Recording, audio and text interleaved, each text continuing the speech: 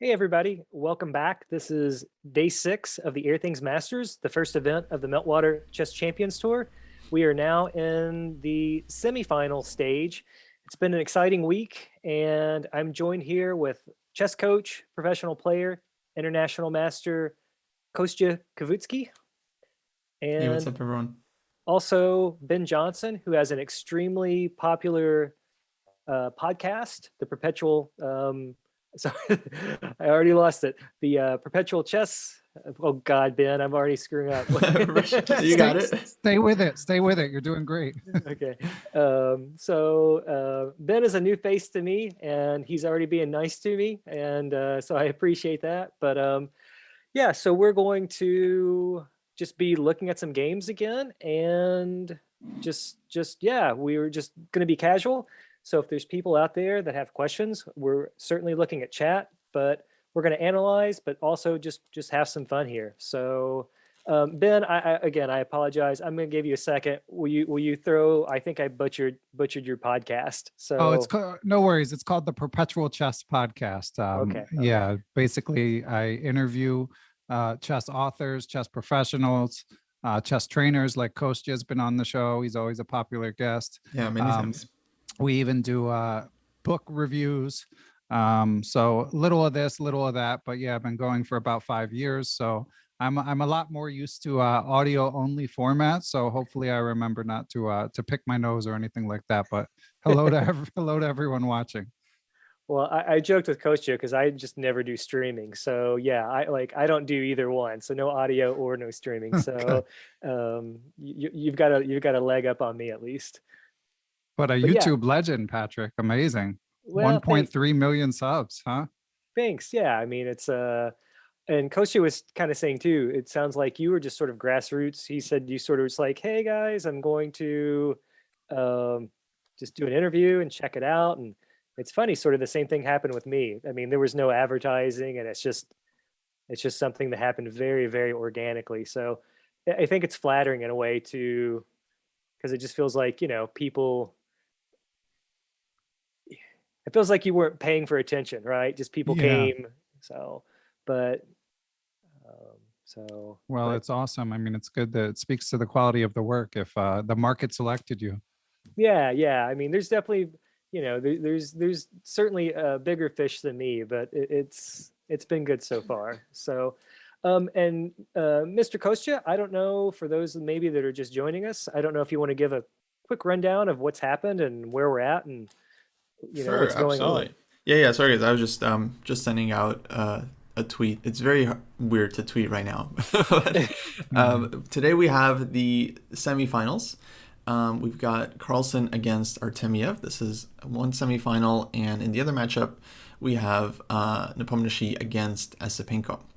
So, of course, the winner of these matches will meet in the finals starting tomorrow. These are going to be 4-game matches. Time control is 15 plus 10. If tied after 4 rounds, we go to 2 games of Blitz, 5 plus 3. If tied after Blitz, we go to Armageddon, which I think is like 5 versus 4, and draw odds for black. But yeah, this is round 1 already underway. And I And think maybe it's worth pointing out. So the quarterfinals and the semifinals are just one day each, but the mhm, finals are going to span over both Friday and Saturday. So yeah. even if you lose, so I think, and I think you spoke to this, Coast, you're right. It's not total points. It's I mean, you could lose the first day by 4-0, and you could win the second day by 2.5 to 1.5. So it's considered tied at that point, correct? I think that's how it works. Okay. Um, yeah, where basically you have to win like 1.5 matches. Okay. Um, but yeah, actually, it's a very interesting format because it's kind of like it makes up if you have like a bad day because then you can win the next day and tie the match. Yeah, exactly right. So even if day one doesn't happen, you can still fight back. So again, I'm or I guess I'm just like, is it going to be Nepo and Carlson? Which and in a way I sort of don't want to see it, but in a way I sort of do want to see it. After the World Championship. So it'll be exciting no matter what. And I mean, I'm definitely interested in seeing Carlson and Artemiev. I mean, I think Artemiev got a little bit lucky yesterday. It looked like in some of his games against Ding. And Hmm. once again, shout out to Ding. I think somebody said he starts at 1 a.m. and was, wrapping up around 5 a.m. Like, I mean, it just feels like I feel like there should be one of these or two of these events where like he's playing at like, you know, pick whatever time Ding wants. If he wants to do it in the Right. morning or the afternoon or wherever he's most comfortable, like Yeah. I feel like he's at a big disadvantage. I But think they had one. I think they had like an Asian event where they invited like Ding and a bunch of like Chinese and Indian players, and they made it okay. at like a normal time for them, which Okay. I'm sure they appreciate it. What about you, Ben? Are you rooting for anyone today? I mean, I was listening to what Patrick was saying about a Nepo Magnus rematch. I guess I have to say that wouldn't be my first pick. It's been interesting to me to see how quickly Nepo has bounced back in subsequent events, because with what happened in the World Championship, it seemed like it might be kind of like a career altering event, or at least it could be. There have been these cases in sports where people get like what are called the yips, where like suddenly someone can't throw to second base because they just get a little bit inside their head. Or like I'm a Mm. basketball fan and there's a beloved former Sixer Ben Simmons who just, suddenly is terrified to shoot. And I was a little worried there might be a dynamic like that at work, because there seemed to be something going on psychologically with Nepo playing so far below his level in the second half of the World Championship, but he's just been crushing fools left and right. He's been totally fine. So in that sense, it would be fun to see him play Magnus. But Esipenko's been getting a lot of buzz. I mean, it would be fun to see him emerge. And yeah, Artemiev is always right there. So yeah, I would say anything but Nepo and Magnus would be my first choice. I like seeing the different faces. Oh, I see. That's interesting. Yeah, it feels like for the World Championship, there's this kind of like reverse effect. I think it's because both players end up doing a ton of work for the match, and then they end up just stronger because of it. But like we saw, like Karyakin after losing his match, I think he then won like the World Rapid Championship or World Blitz. And then Vichy, when he lost his first match, he then won the next candidates, where I don't think he was like people didn't really consider him a favorite. And then Caruana, I think, also had a great year after his match with Magnus, where he's just like, just like clear number two, like not really afraid of anyone. Yeah, but I mean, there's losing and there's what happened to Nepo. That's That true. it was just such and a it's sort of singular event. I'm glad to, I mean, to be clear, I'm glad that he's just bounced back with great strength. Yeah, Yeah. it was weird too, because the first part of the match, like, a lot of people were writing him off, and like it was like hard fought, and then it just felt like it sort of, the wheels came off the bus. And but it was even interesting watching him in the the press at the end of the games. And it seems like he took it all in stride. A lot of people, I remember when Carlson lost the game to Karyakin, he just like was waiting and just stormed off and ran off, and like, it was just Karyakin there doing the interview. And it felt like Nepo kind of, he was like, meh, it's just how it goes sometimes. And but yeah, I think it was, I wish he had gotten at least a few shots. But yeah, it is nice certainly to see him sort of, again, he seems like it almost seems like it didn't phase him. But I agree with you, Ben. It seems like there could be something that would really weigh on you and sort of make you second guess yourself in some sense. It's also not Nepo's first time that he had an event where he started off like pretty strong or really strong, and then like collapsed in the second half. In fact, that's been kind of his MO in a lot of his like better performances. I was reading like Kramnik was giving him a lot of grief for it. He was saying that this is something that he had to work on like a lot harder before the match. It's kind of like, I don't know how exactly to describe it, but like energy level or like carefulness, like spending more time. Because of course he had like, I feel like he had more than a few games, right, where he played below his level in the second half. So maybe it was like a wake up call. At least that's my hope. I'm always rooting for players to improve. So I think that would be kind of cool. Actually, let me just run this opening back for folks so they can see how we got here. So this Yeah, actually started off as English. let's maybe take a.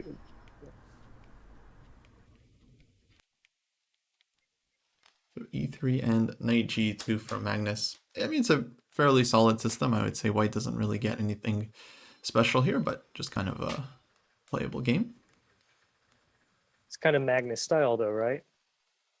Yeah, definitely. Just, So this is the live position here, and then I'll just show folks the opening of Nepo Esipenko. I was gonna say, yeah, we cut away, but yeah, I mean, Artemiev is already down to like 6 minutes, you know. Right. So he definitely needs to be careful. Yeah. Okay. This feels like a pretty theoretical Italian game. I think Queen B8 is often played in these kinds of positions, like anticipating bishop takes c6, and then the queen is nicely placed, or maybe playing Queen A7 here. But knight D7 is a little, I feel like a little unusual. Knight F1, D5. B3 takes. Yeah, we get some trades. Somehow Nepo gets this, gets black to double their pawns. And it feels like kind of a pleasant position for white, but maybe it's, well, okay, Esipenko ends up winning this pawn. Because white can't go B3 here, view of the A file. So, okay, not so easy. So black is up a pawn, but yeah, very, very complicated position, honestly, very double-edged. It's amazing how many Italians there have been this match.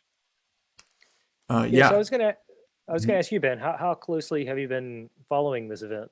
Yeah, so I've been basically reading recaps every day and watching for 15 minutes here and there. But I have to admit, like, this will give you a sense of my answer to that question. I was following yesterday, but I was also getting some work done. But I thought that Ding won because he was up a game and going into the fourth game. And, you know, like 8 to 9 times out of 10 in a chess match, if you're like a players of that caliber, if someone like Ding is up by a game in the last game, and I think I checked during the fourth game early on and it was equalish. So I just figured, oh, he won. So it was only a few minutes before we hopped on stream that I was rapidly playing through his losses. So what, Kostya, what's your perspective? Like, what was the story on Artemiev's comeback yesterday? Actually, thinking about it now, it was very surprising because, right, Ding just needed a draw in that last game. Oh no, excuse me, he didn't need a draw. The match was tied going in because Artemiev ended up winning the third game. Right. Yeah. Right. So neither player was in a must-win situation, but it seemed like Ding was trying very hard to win. Like he pushed G4 and E4 and like sacked the pawn, and I think he was doing well, except it was just like a very sharp position. So at some point he made a mistake and Artemiev got some counterplay. Ding's king was open for some time, and all of a sudden black was just winning. But credit to Artemiev for winning the game before, because that's how he kind of made his comeback. Yeah, was that the game with like the? I said, it looked like he. Go ahead, Patrick. Well, go ahead, Ben. Yeah, it looked like, you know, Artemiev was in trouble in quite a few positions, but yeah, it just looked like Ding just missed his chances. But again, it is rapid, right? It's just it's sort of the nature of the beast, I guess. Yeah, definitely up and down. And as you alluded to, Patrick, I mean, 1 a.m. for Ding I'm sure it doesn't help things. I mean, although there are like, a lot of night owl chess players, but. Do you think, I was thinking this, I was wondering if it was a silly question. Do you think he's like starts adjusting his sleep schedule to sort of anticipate this? Or do you think he's just like drinking coffee and just like, I've just got to power through it? Like, I mean, this is obviously, you know, sort of a relatively big stakes event, you know, that goes on. I mean, what would you do, Kostya, if you were playing from 1 a.m. till 6 a.m. your time? Yeah, I definitely start adjusting ahead of time if I have something like really early or at a weird time, because it takes my body time to adjust the sleep schedule. Though lately my solution has been not to accept any tournaments or work that start too early, like 4 a.m., 5 a.m. Like, Right. I'm just done with European events. Um, Yeah. but I mean, for Ding, it probably depends a lot on his just regular schedule. Maybe he is one of these night owls, or maybe he's often staying up.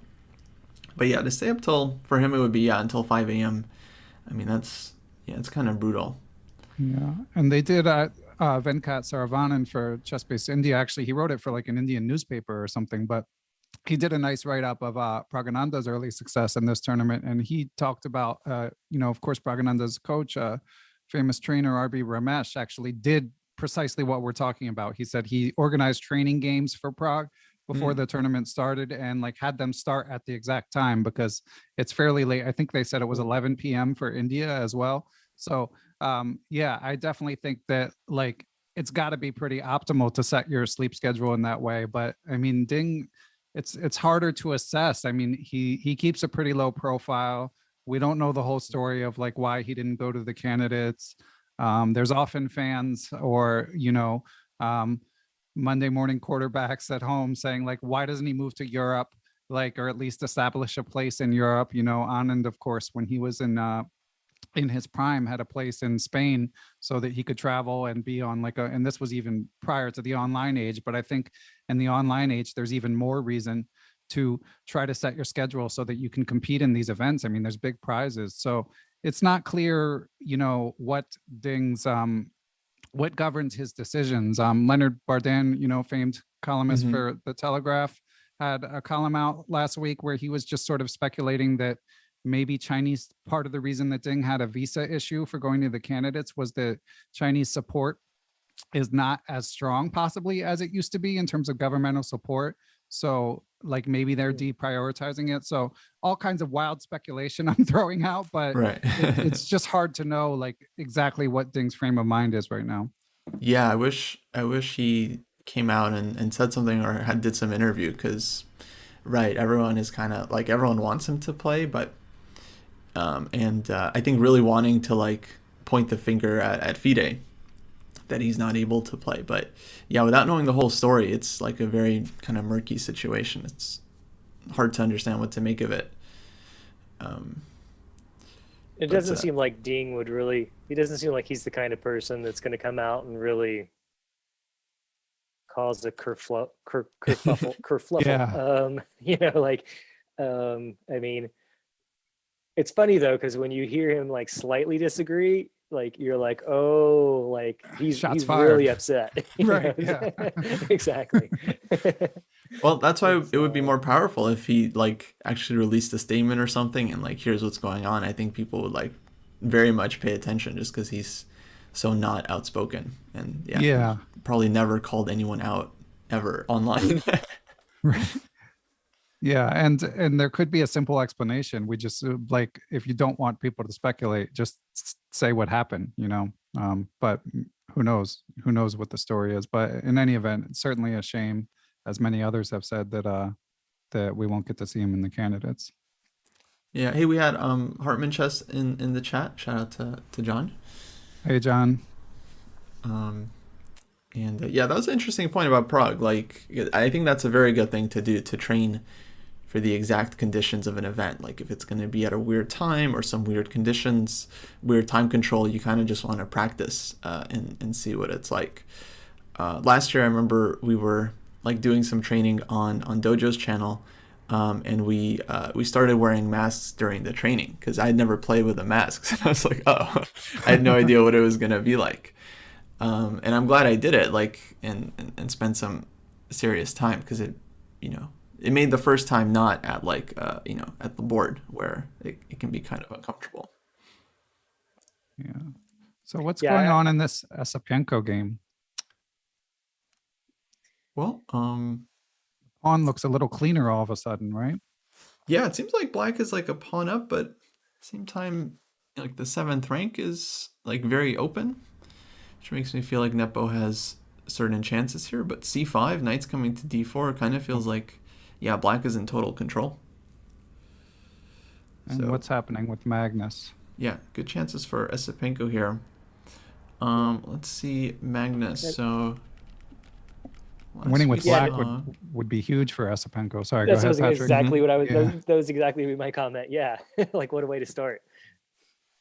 So 94 from Artemiev. I think using the fact that this h3 pawn is under pressure, Magnus takes with the light square bishop, which is kind of surprising. Takes, and then black doesn't take the pawn on h3, maybe due to some knight d6 looks pretty annoying. So knight f5, knight c3, bishop e6, bishop e5. Okay, looks like pawn up for Magnus. Can you just take on d4? Oh yeah, unless black is winning this one back immediately, then. But I'm not sure. I mean, I don't know if it's good, but Yeah. So like first thing to check maybe would be like knight d6, like blocking the queen and then hitting the rook. But such a tactical position, I wouldn't be surprised if black has something here. yeah, I mean that's a happy knight right on d6. Yeah, an octopus. Yeah. So, and okay, big problem for Artemiev, of course, is the time. He doesn't really have a lot of time to calculate. So he went b6. Okay, playing for compensation. He does have this light squared bishop, so it does feel like he has certain chances here. But Magnus is Magnus. So Yeah, that clock is a major issue right now for Artemiev. right.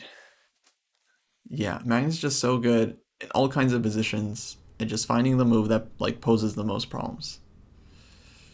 And was there any word? I know that earlier in the tournament, he said he was suffering with some COVID symptoms. I mean, it seems like he's sharpened up a little bit. Has he given any update, like verbally, about how he's feeling? I didn't hear specifically. Yeah, I haven't read anything. When I check sort of the news and the updates, I haven't seen any other mention of it. Yeah, I'm sure they interviewed him on the show, but trying to think about his games yesterday. Wait, remind me, Patrick, who did Magnus play? Oh, he played Liam. Yeah, I thought he played very solid in that match. Yeah. Also, since he got the first game, it kind of dictates the structure of the match. Right. He just turns on like don't lose mode and Yeah, you're just not exactly. gonna beat him. Yeah. It's pretty crazy. Well, he's okay. He's using his time here to kind of come up with something. Yeah, I B4 mean, is kind of like the, I don't know, stereotypical move, but it's quite weakening. So feels like this is one of those critical moments, right? You've got time, you got to, like feels like something good's happening here for white. I mean, at least got a slight edge. yeah, I mean, I gotta feel like thing is, white has a ton of options. Like you have like knight d6 here. You can trade the dark square bishops. You can defend the h3 pawn with some prophylactic move, or you can also play g4 if you feel like concretely this is good. Though I would be surprised by that. Okay, it just does end up going b4, which is kind of funny. I said this is like this is a move you would play in Bullet in like a second. You're because b6, you just go b4. It's interesting that he did spend the time there to kind of figure it all out. Oh, question for you, Ben. Who were the nicest guests in your show before your podcast became a huge hit? Well, I don't know what the moment it became a huge hit was, but I mean, first of all, I have to defer to Kostya, super nice guy, and one of the It was a trick question. yeah, one of the earliest guests on the show. Everyone always says David Navarra. And I did get a chance to interview him, of course, #1 Czech player, been over 2,700 FIDE. And certainly he was very cordial. Obviously, Peter Svidler comes to mind, the legend himself. I mean, but overall, I mean, everyone's been nice for the most part. So it's kind of hard to pick. Yeah, I got to meet sure. Navarra. Well, my only interaction with him, I was watching. I went to watch the Singfield Cup and was watching. It was there, but so like as soon as I arrived, I was staying in the same hotel as all the players, and my key card wouldn't work for the elevator, and he like rushed over. He's like, "Let me help you," and he Of totally course, like, I was like, "Thank you," and he had no idea who I was. I knew who he was, and it's like, "Thank you so much, sir," and he was just like, "No problem," or that's something. awesome. So that was my one brief interaction with him. But So Patrick, you guys, I apologize. I'm sure you've talked about this on stream a bit in prior days, so you can give a short version if you prefer. But aside from being a math YouTube star, what's your chess story? yeah, so I never really played tournament chess. I didn't really have a chance. I mean, I grew up in a little town in Kentucky, and like literally no one played. I kind of got into, my dad taught me early. He wasn't very strong. We stopped playing. Bought Chessmaster 3000 and that was my Nice, opponent. old like Then me. yeah, exactly. I was gonna say it always gives away your age, right? Yeah. So and then I moved to a city, and but still there was no chess players. But that's right when, I mean, again, to another thing to reveal the age was I mean, that's when sort of the internet was getting more and more, I remember like the dial-up modem, and so that's when internet, ICC, Internet Chess Club, was taking off. So I was like, oh, I can play people. And so that's largely been my experience, is just playing Blitz and just online stuff, just really playing Blitz. I never really got into tournament chess. I think I didn't have the luxury. I mean, my weekends were full of like working all day, every day. So to spend like 2 full days playing chess, it just was never an option for me. Yeah. It was never, I would have liked to have done that, but it just financially for me, it wasn't feasible. So, but yeah, I just, it was just sort of studying on my own. And I mean, it was never really serious study. I just enjoyed playing through like classical games. I mean, most of my books are sort of collections of games, and it was just trying to learn and figure out what the heck was going on. And so I guess that's sort of the short and the long of it. But I mean, I've made a few chess friends along the way. Somebody in YouTube chat, I'm streaming on my channel as well. So, what's your rating? My official rating's low. I would guess at my peak, I don't know. And this is, I would say maybe 2,300-ish. Maybe that's, a pipe dream. Maybe it was much lower than that. I But mean, for someone who's never played a tournament, that's practically unprecedented. I That's mean, I've played like four, but they were okay. all like when I first started. I think that's the number I've played. But um, I had a chance to play. Really nice guy. He was the state champion back in Nashville. I don't want to call him out, but I always did really well against him. Again, it was Blitz, and Blitz is not tournament chess. I told Kostya, I got to, a couple years ago, my wife and I were in Japan. I got to play the highest rated player there, who's an IM. I don't think there's any, well, I know there's not, there's no GMs in Japan, but I had a win, a loss, and a draw. So Nice. That's um, impressive, man. That's really good. I mean, for again, being, as you say, it sounds like primarily self-taught yeah, and not a it's lot of tournament chess. no, yeah, and it's just even been hard to find, like even where I live now. I'm in Austin, Texas, and it's even hard here to find, you know, we had the chance to go to London for a few months, and it's like you could just find chess players everywhere. We went over, we traveled all around Europe while we were there, and I had a chance to spend some time in Amsterdam. I met Jennifer Shahadi there. Shout out to Jen. Nice. Yeah, shout out to Jen. She's phenomenal. One of the nicest people out there, and I got to play with her. And but it was weird. It was just totally different culture. I wish there was more of that here, but I think unless you're on one of the coasts or now in St. Louis, or I think it's hard to find.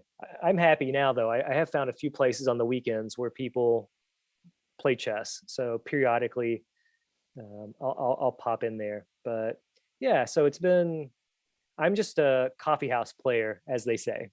Strong coffee house player. I'm not the worst, but but yeah, that's I guess my sort of short chess life story. So it looks like Magnus is just cleaning up here, right? Yeah, gonna yeah. say. This is pretty much over. I actually So thought Artemiev was gonna resign on the previous move. Is he still going? Okay, yeah. No, he's making Magnus prove it. Absolutely fine. Basically, position kind of opened up here with a5, b5. And I think the key thing here is that Magnus traded off this dark squared bishop because, without this piece, it's really hard for black to find a lot of activity in the position. Knight came to d6 and takes on f5 here. gf, queen d4, and yeah, black's king just kind of too weak to survive. Let's see, queen c7 played, king f8, and rook e1. These guys are always so tactical with their conversions. Can't just guard the knight. Yeah. You gotta be fancy. Yeah, like I would have just played, queen takes queen, Or knight rook d4, e1. Yeah. or rook e1. Yeah, easy. But all right, queen c3 played.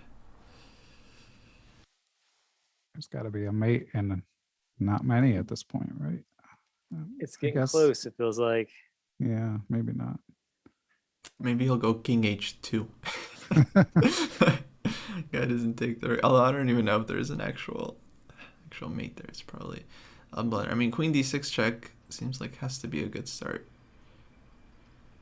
What about just queen e7? Queen e7's probably good too. King will go to g8. And then, I was looking at knight h6, but I don't see yeah, anything there knight just yet either. h6. Yeah, maybe just go rook f1. You just tuck your rook, and okay. I mean, I black like has the- like queen f3 ideas. If there's no Yeah, but- mate, like. But even queen f3, right? You can't give up g7, right? You're so that queen's kind of tied down to that. Oh, yeah, G7 yeah. square. Yeah, absolutely. That's true. Queen f3 is never a move. So he Oh wow. he just takes. King g2. I guess he's mating if they move the rook. That'll do it. Yeah, actually that's very very clean. Just kind of decisive double attack here. And if rook a7, queen, I guess you're gonna win the rook if rook a7, Just play. queen f6. Yeah, is that still the move? Yeah, as you say, it feels like right. You can't play. Yeah, rook so say- f7. There was right queen h8 mate. Exactly. And here Not I mean, mate, but you're winning the rook. Wait, Uh, So I queen think- well, I h8, meant king if rook f7 was played. Ah, sorry. Okay. Yeah, But yeah. here, Here, yeah, he has minimum the skewer if he wants. and there's no perpetual.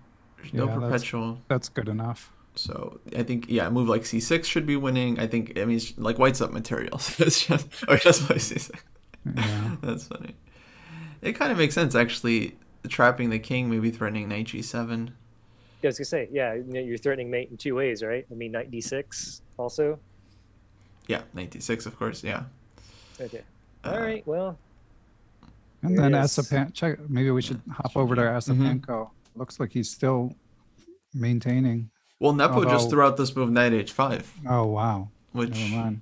it doesn't feel like a move Asapenko would miss. I mean, it's kind of Wow. What is one of going White's on? only ideas, but I wonder if he you use a blunder here. I mean, he has obviously queen haven't been watching this f8. game. at least I think. Oh no.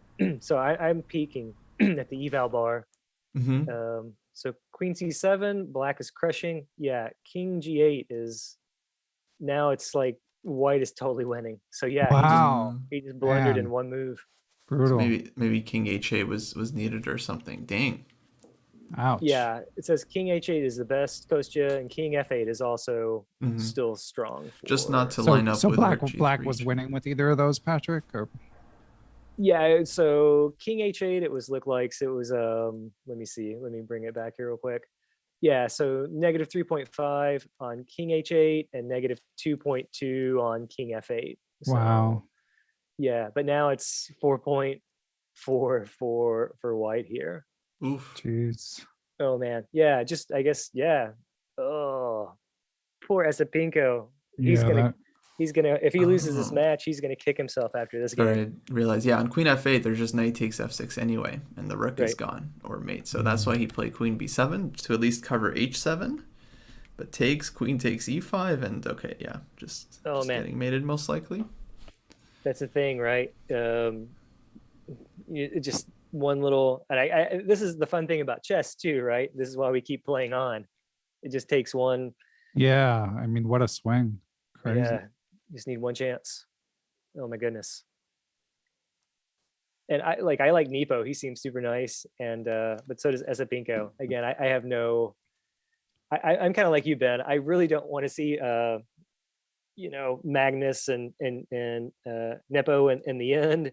Which of course is what we're charging towards now. Right. That's where no one will be shocked if that's what happens. I mean, Yeah. slightly just sort of, and I almost hope Jan wins that one.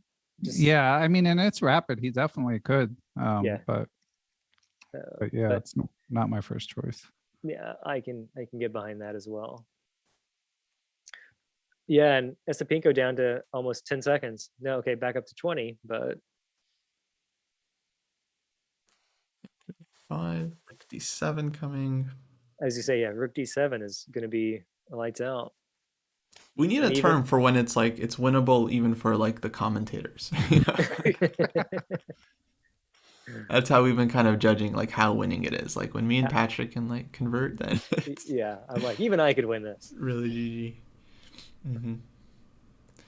Okay, 95 looks like the only move. Yeah. C3, I think, is killer. Yeah, it's nice. Yeah, I guess just trying to distract that queen, right, from h7. You'll go and then queen also e7 though. Mm-hmm. No, go ahead. Yeah, I'm just thinking queen e7. I mean, it feels like it's completely lost, but game. As long as the game continues, it's not like fully over. Oh yeah, rook d7. What was wrong with rook d7? Maybe nothing. So I'm looking at something cute. Maybe this is goofy. Rook d7. Sorry, he's probably a little bit, just wanting to check what happens if black sacks the queen and then tries to bank on the b pawn. Yeah. So if you don't have like a forcing way to win the rook here, which it feels like he probably does, then okay, that would be very scary. You'd have to give a perpetual, but it seems like there would be a way to pick up the rook. I mean, you obviously can't go to h7 because then queen a7. But yeah, just can you play? But then you just go back to h8. Okay. So h8 is also a problem. f8. Yeah. Here it kind of keeps going, but okay, I think we have rook c3 in the game, so let's just follow knight d5. Clearly, yeah, it wasn't clear enough. So he's going this way. Yeah. Oof, Esapinko, like, it looked like he had like a fraction of a second left. Yeah. Man, he's defending though viciously. Yeah. Oh wow. And again, I'm peeking at the eval bar. Now it says equal. Dang, look at this rook f8. That's crazy. It did not like rook c7. That was the mistake. It wanted king g2. So, but so just gonna say Esapinko's still really short on time. So yeah, we've seen some of these games the past few days. It's like, one side's pressing and one side equalizes, but in the end, I think in all of them, the side that was pressing initially ends up, pulling it out. Again, especially with this, again, 10 seconds against Magnus, it feels like there's plenty of time to make a mistake. That would be huge though if you could hold the position after kind of blundering knight h5. I think that would be tremendous for Esapinko. Yeah, I mean, now he feels like relatively solid, right? This b pawn is always a thorn in white's side. You got to be careful.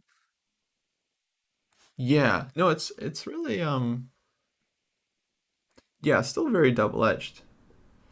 And and Nepo probably like kicking himself right now. Like, what did I do?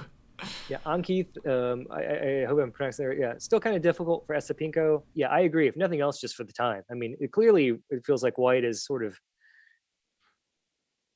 dictating events, but I mean, Nepo's time is ticking down too. Yeah. Yeah. No longer so easy.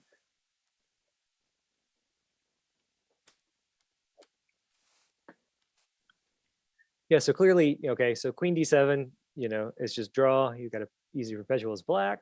I don't feel like white can really press that much. That might be it, actually. Yeah, he doesn't have... Yeah.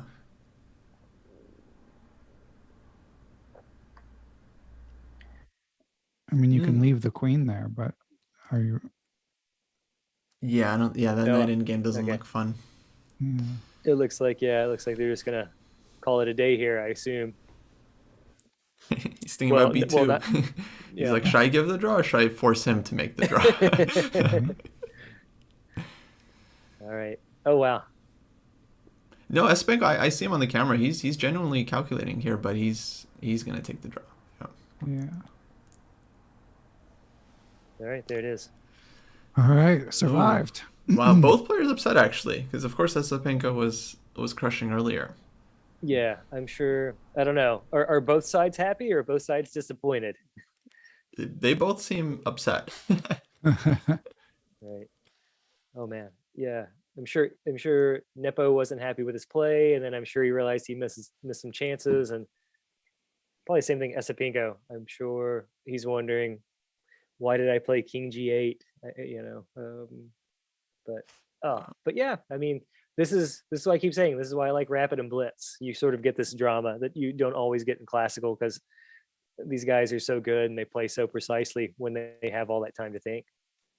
Yeah, I'm always amazed when they don't convert it. I'm like, wow. It gives me hope, I'm like, okay, so when I botch it, I'm like, they do too.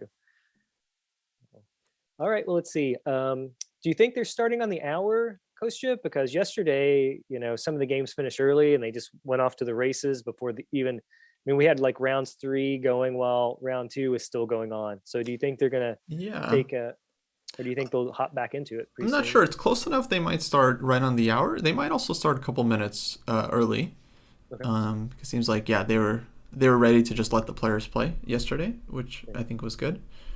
But we should probably just take a couple minute break. Yeah, that sounds good. It's almost where are you based, Ben? You're in Philly, right? I grew up in Philly. I'm in central New Jersey. Okay.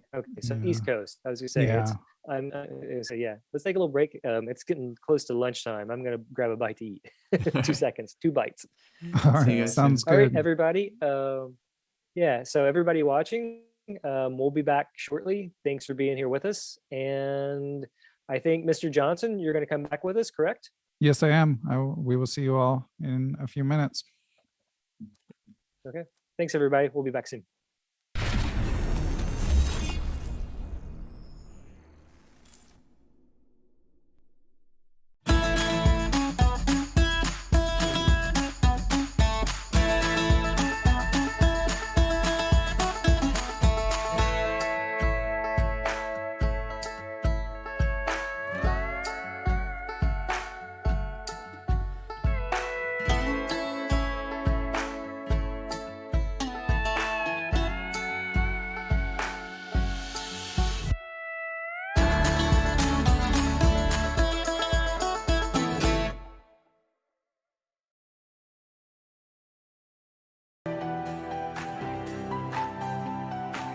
Okay, so let's send a challenge. Here is challenging. Nice graphics, easy to see. What are you thinking about? You're looking how it can be the most painful? Exactly. Okay, fine. That I give up a phone.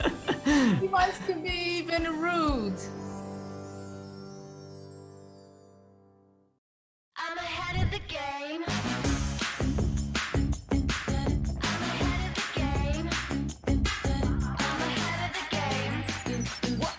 Well, the phone is always ringing. I'm caught up on the line. Got a string around my finger. Remember who am I? I'm a boss and I'm honestly off my rocker, but follow me. I'm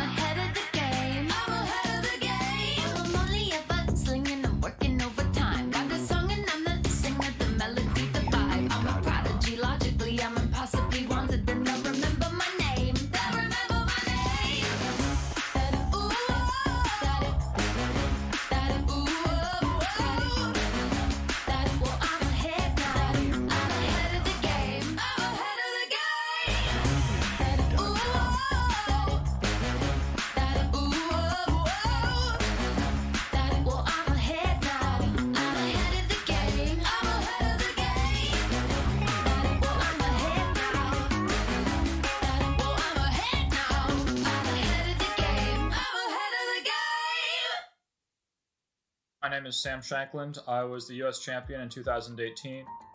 My goal is to keep things as simple as possible, but no simpler. So if I believe there is an easy solution to something, I'm giving it. No questions asked. Thanks much, and I wish you the best for all your studying. As a kid, I spent hours every day reading about chess. About openings, chess history, and games played between world champions, grandmasters, all of them. My apps make learning much easier. Everything I know you can find in my apps. Magnus Trainer, Tactics Frenzy, and Play Magnus. You can learn the basic rules of chess, train with our 400 lessons, and even play against my digital self. Download and try my apps for free. My name is Anish Giri. I am a top grandmaster from the Netherlands. The lines and the recommendations that I give are well suited for players of all levels. So I really explain a lot of concepts, but also a lot of basic things. Now it's your move. Don't waste any time. Hit that buy button.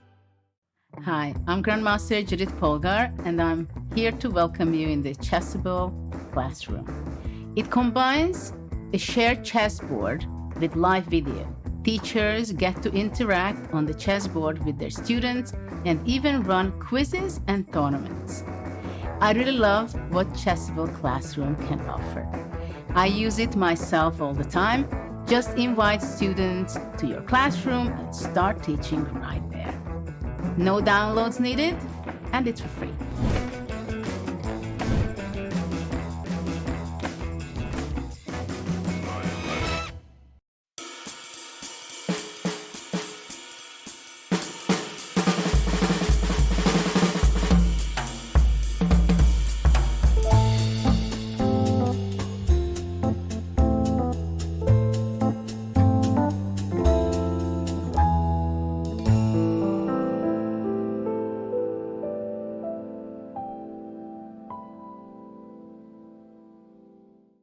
Hi there, it's me, John Chess, inventor of chess. And are you sick of sucking at chess? Well, lucky for you, I have also invented AIM Chess. Look at this chess puzzle.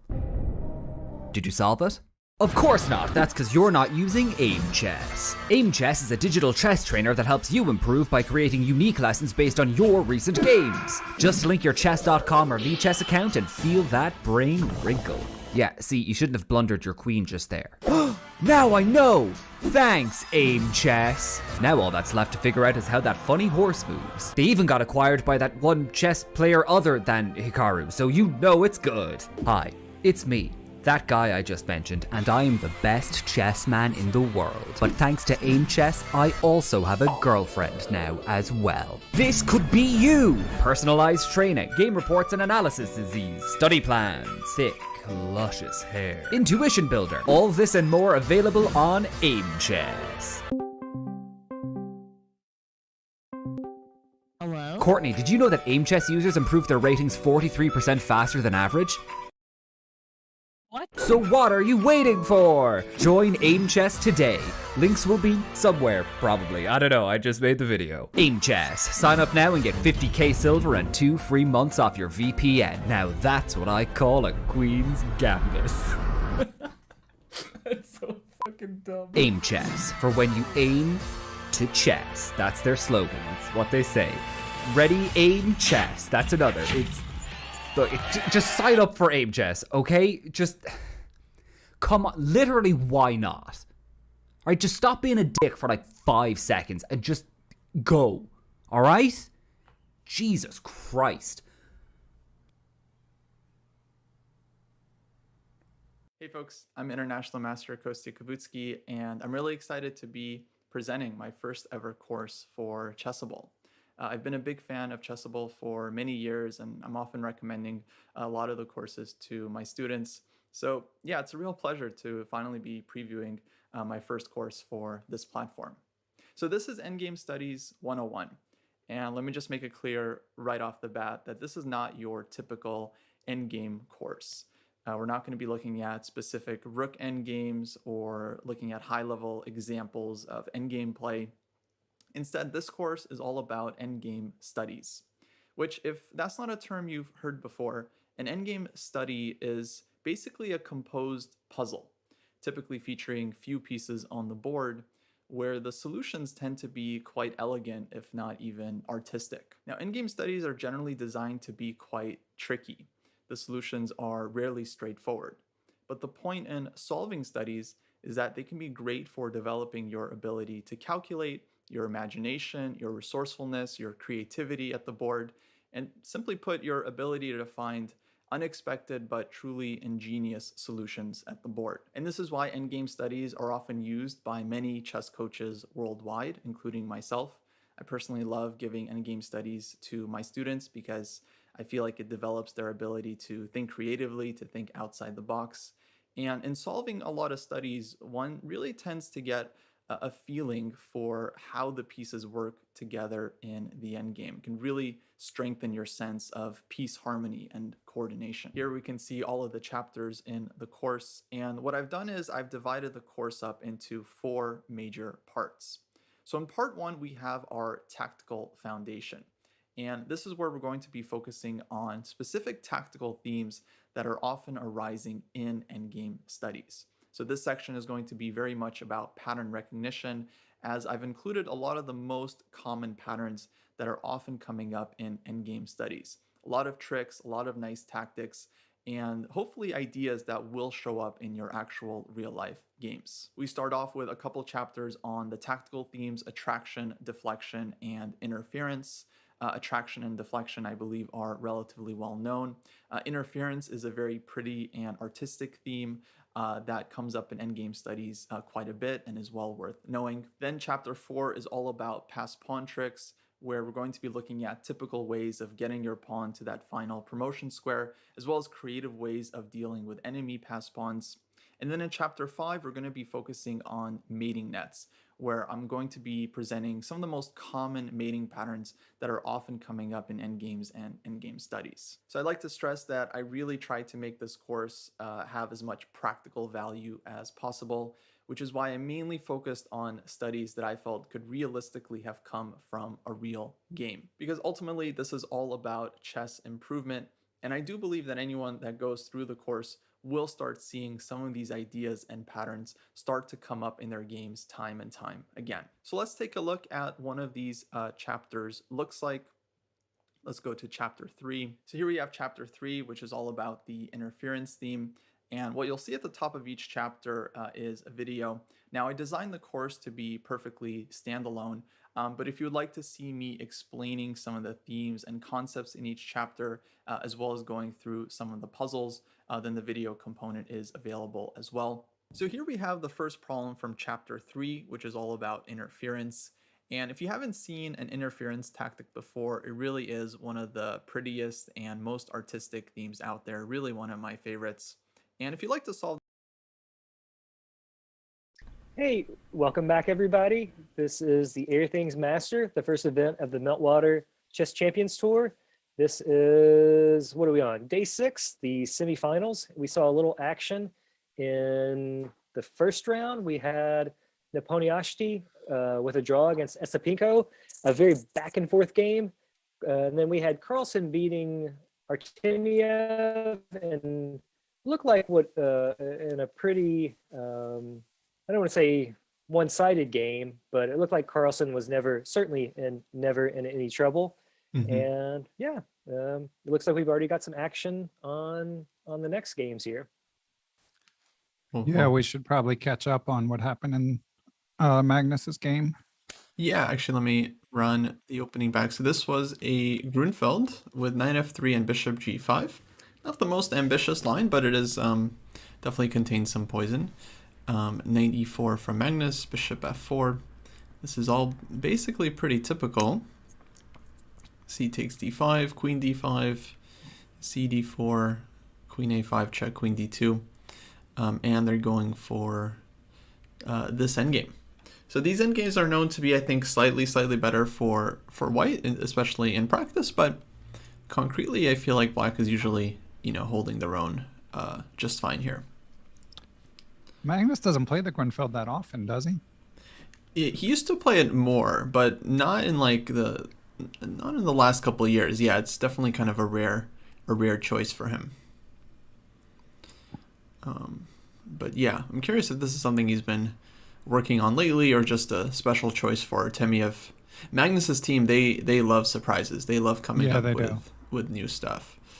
So yeah, it seems like the value is very high for him. Yeah, his openings are so good.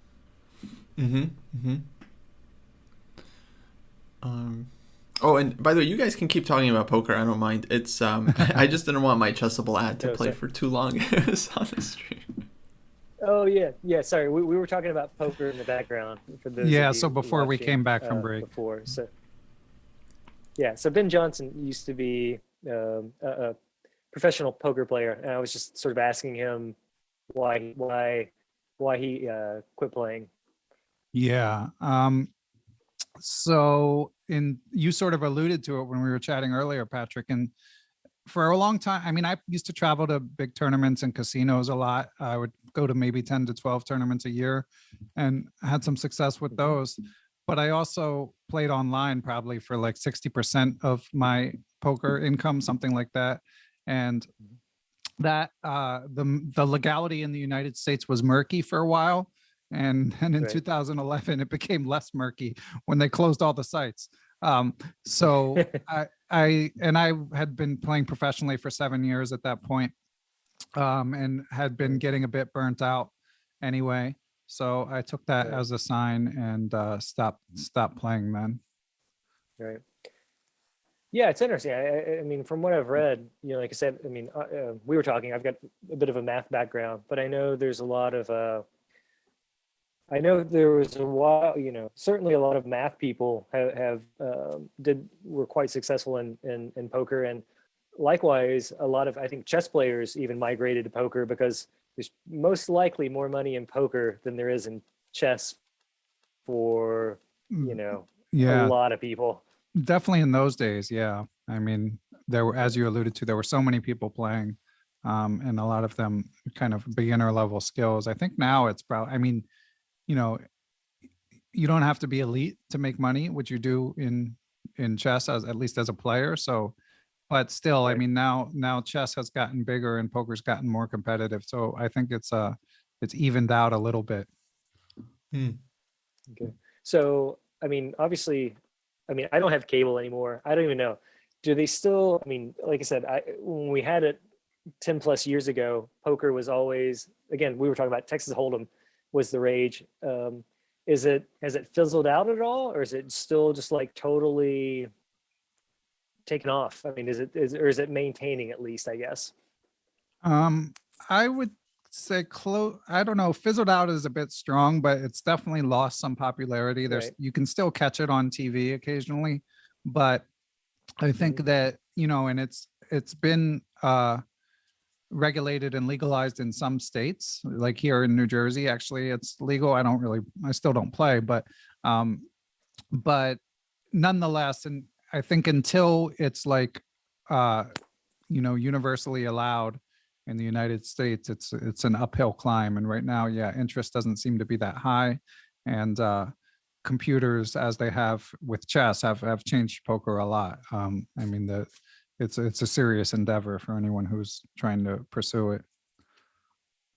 Is that why it's hard to legalize poker, or is there issues with cheating, or what's the historically, I mean, there are issues with cheating, but that's not what the government cares about. Historically, this guy Sheldon Adelson, who's owner of excuse me, some of the biggest casinos, he was throwing tons of lobbying money basically against poker being legalized. So that was a major impediment for many years. But of course, now obviously there's like sports gambling absolutely everywhere. So it's a bit strange to me that poker is still not allowed, even in some places like New York now. Sports gambling is allowed, but I believe that poker isn't. And yeah, I mean, it is a game of skill. So to me, I think they should just tax and regulate it. But I think the problem from a political point of view is that even if a politician is indifferent, it's not a big enough constituency where there's much upside to being in favor of it. You would think that the revenue would be a draw, but so far it's been slow moving. Yeah, that's a shame. So we got both games going now, huh? Yeah, I was gonna say, yeah, let's. I think maybe the three of us should talk like about all of these things, and yeah, we could go down a rabbit hole. Yeah, let's look at the games here real quick. Yeah, so this was a Rui, and kind of a quiet Rui, because here Esipenko played this early move d3, so not really fighting for the full center. But I would say these positions are very playable. I mean, they, still white has ideas of bringing the knight to the king side and going for typical king side attack. But Nepo's created a lot of counterplay with this d5 and c5. He's also close to his usual 17 minutes on the clock in a 15-minute game. I gotta think Black's position here is quite okay. But, yeah, these positions always get sharp. Like Black pushes d4, sometimes c4, and things tend to blow up. But Nepo's still just playing like lightning speed. Yeah. And Magnus's game, huh? Did g5 his last move? Interesting. Yeah, so right, we had this endgame where I think both players were playing pretty much quite normally, and then G pawn was kind of attacked, so Magnus goes g4, rook c1. Now f6 is the first move that I consider quite surprising. But it feels like the idea is to play for e5 and then eventually even kind of get the bishop out via e6.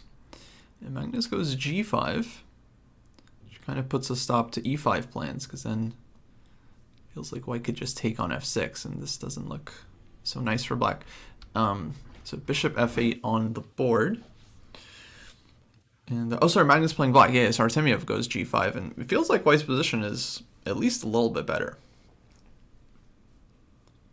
Yeah. Yeah, black's might need to concede some type of weakness there on the king side. I don't.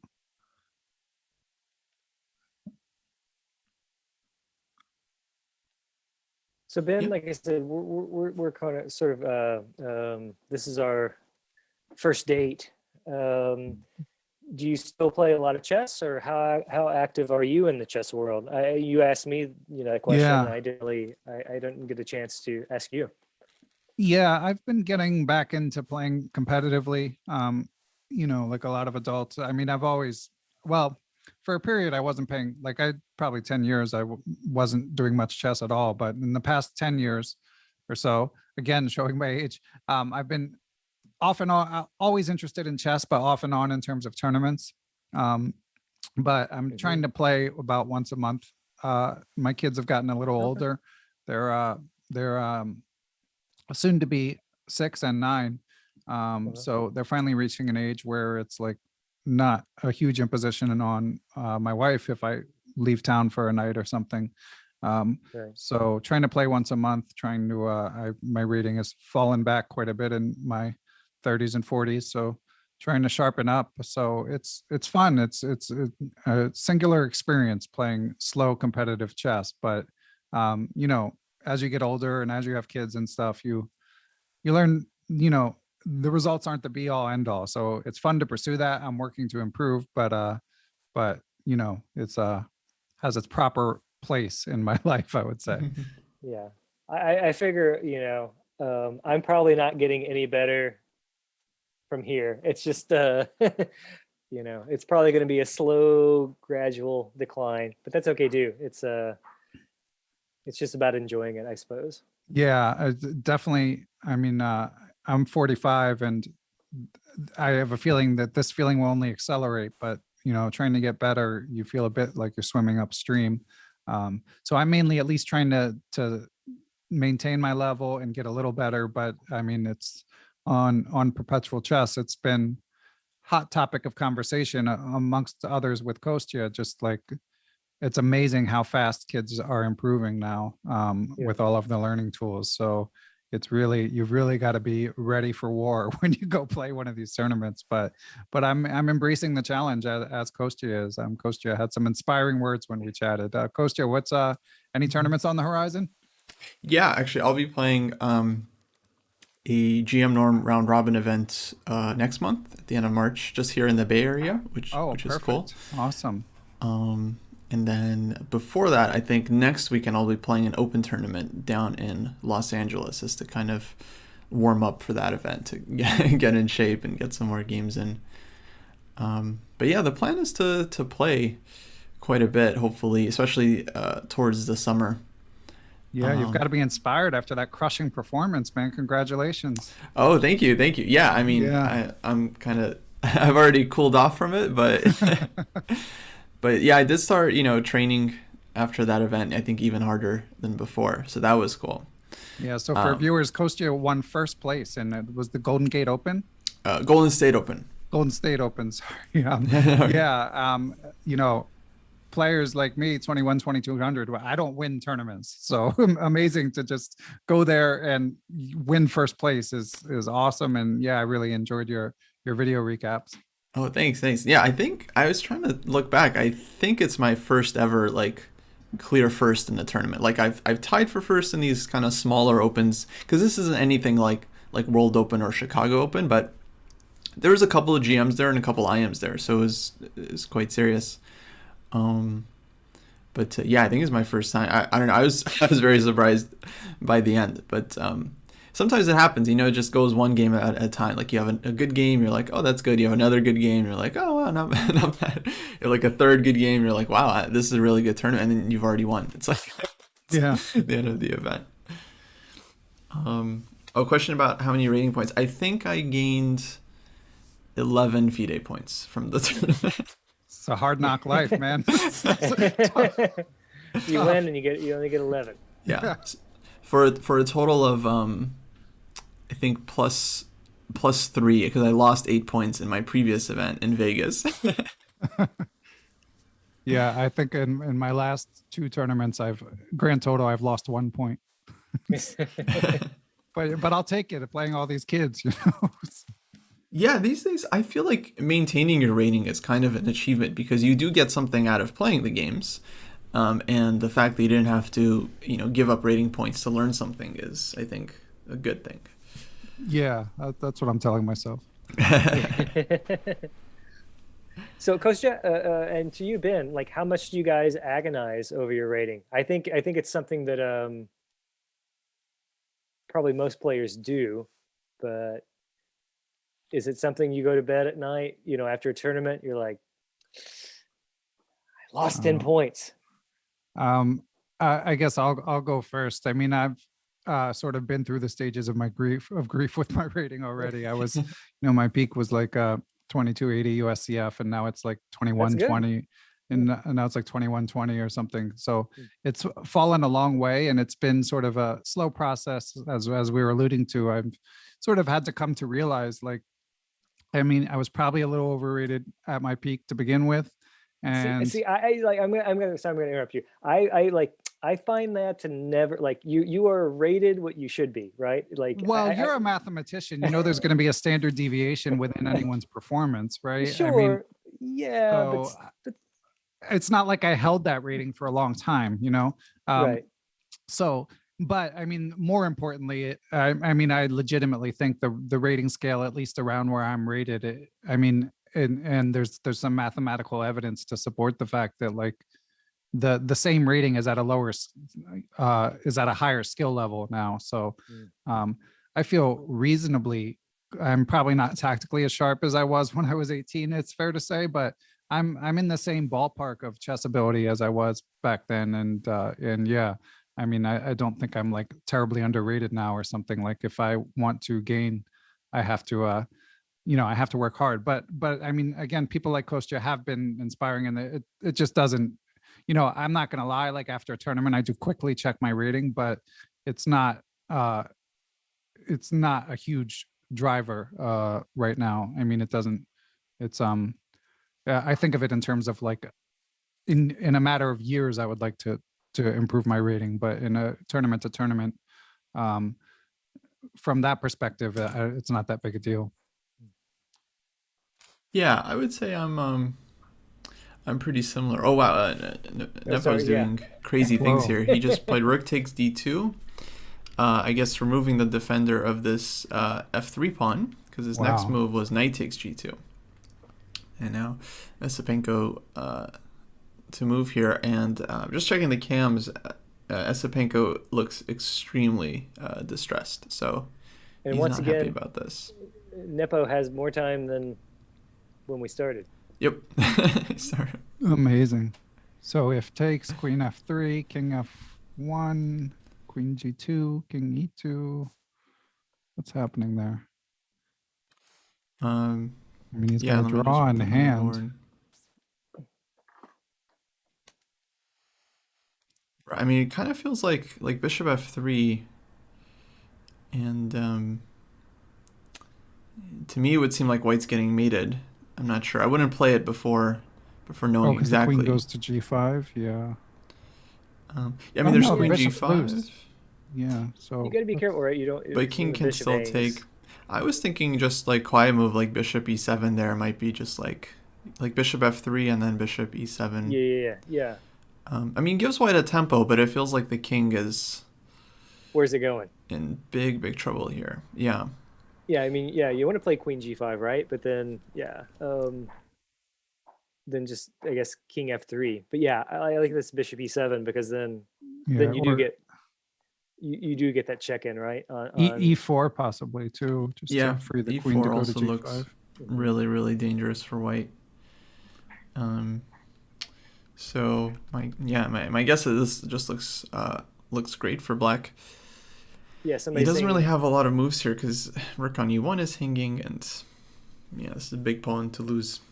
Yeah. Yeah, Cartier Tank is saying rook d2 surprise. Yeah, I may. I think you're probably correct.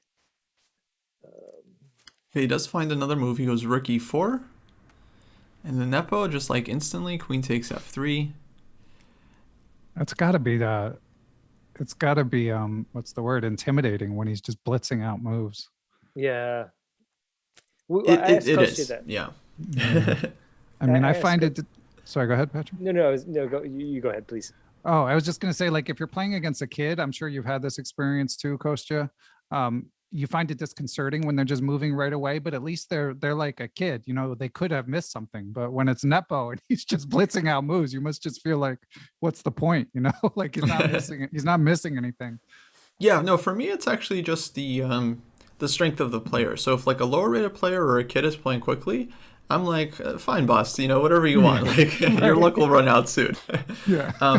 But if it's like a 2600, you know, or just like a GM playing quickly, then it's very intimidating. So I'm like, shoot, like, does he just know the position? Has he just seen this thousands of times? Like what, like, or if it's like late in the middle game, like we're obviously out of prep. Like, how is he just this confident about the move? And like, wow.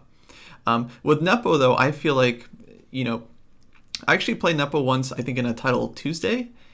And he played the Albin counter gambit, just destroyed me, right? He had like 2.5 minutes or something when I resigned. This is in a 3-minute game, yeah.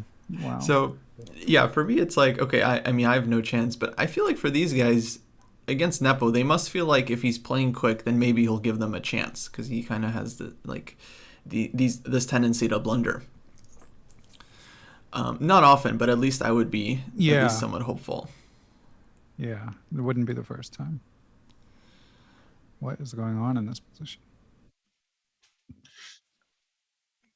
Yeah, no, I mean, it's hasn't really clarified. So rook e4 was played, and then queen takes f3, rook g4, I guess defending against all kinds of mates, h5 from Nepo, and now queen takes g6. So Andre is counterattacking the rook.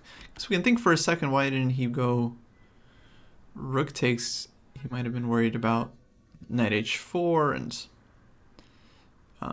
maybe just e4. Yeah, it seems like there's a lot of moves for black here. Actually, maybe e4. There's rook g2. I'm not sure, but anyway, we got queen takes g6 and now knight f4 on the board.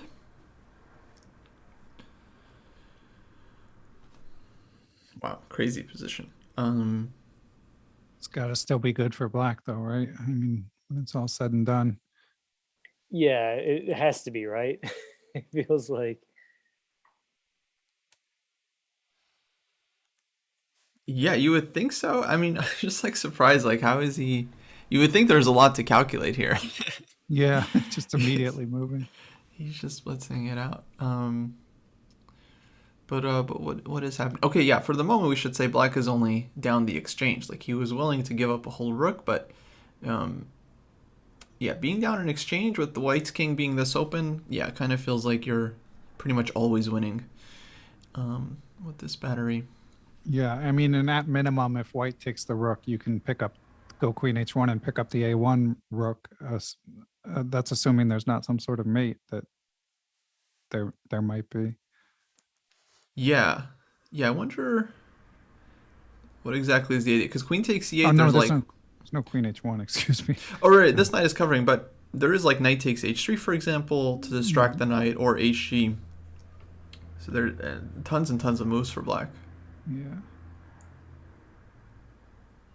Yeah, maybe just a simple HG. Well, it's White to right. Yeah. Yeah, White to move. Okay, and they. So he goes Rook F4, which makes sense, but now of course he can't take the Rook on E8 because the Queen has to stay guarding this one. But now Black is not even down a pawn. Did you just play Rook E2 here? Like Rook E2 looks extremely logical, you know.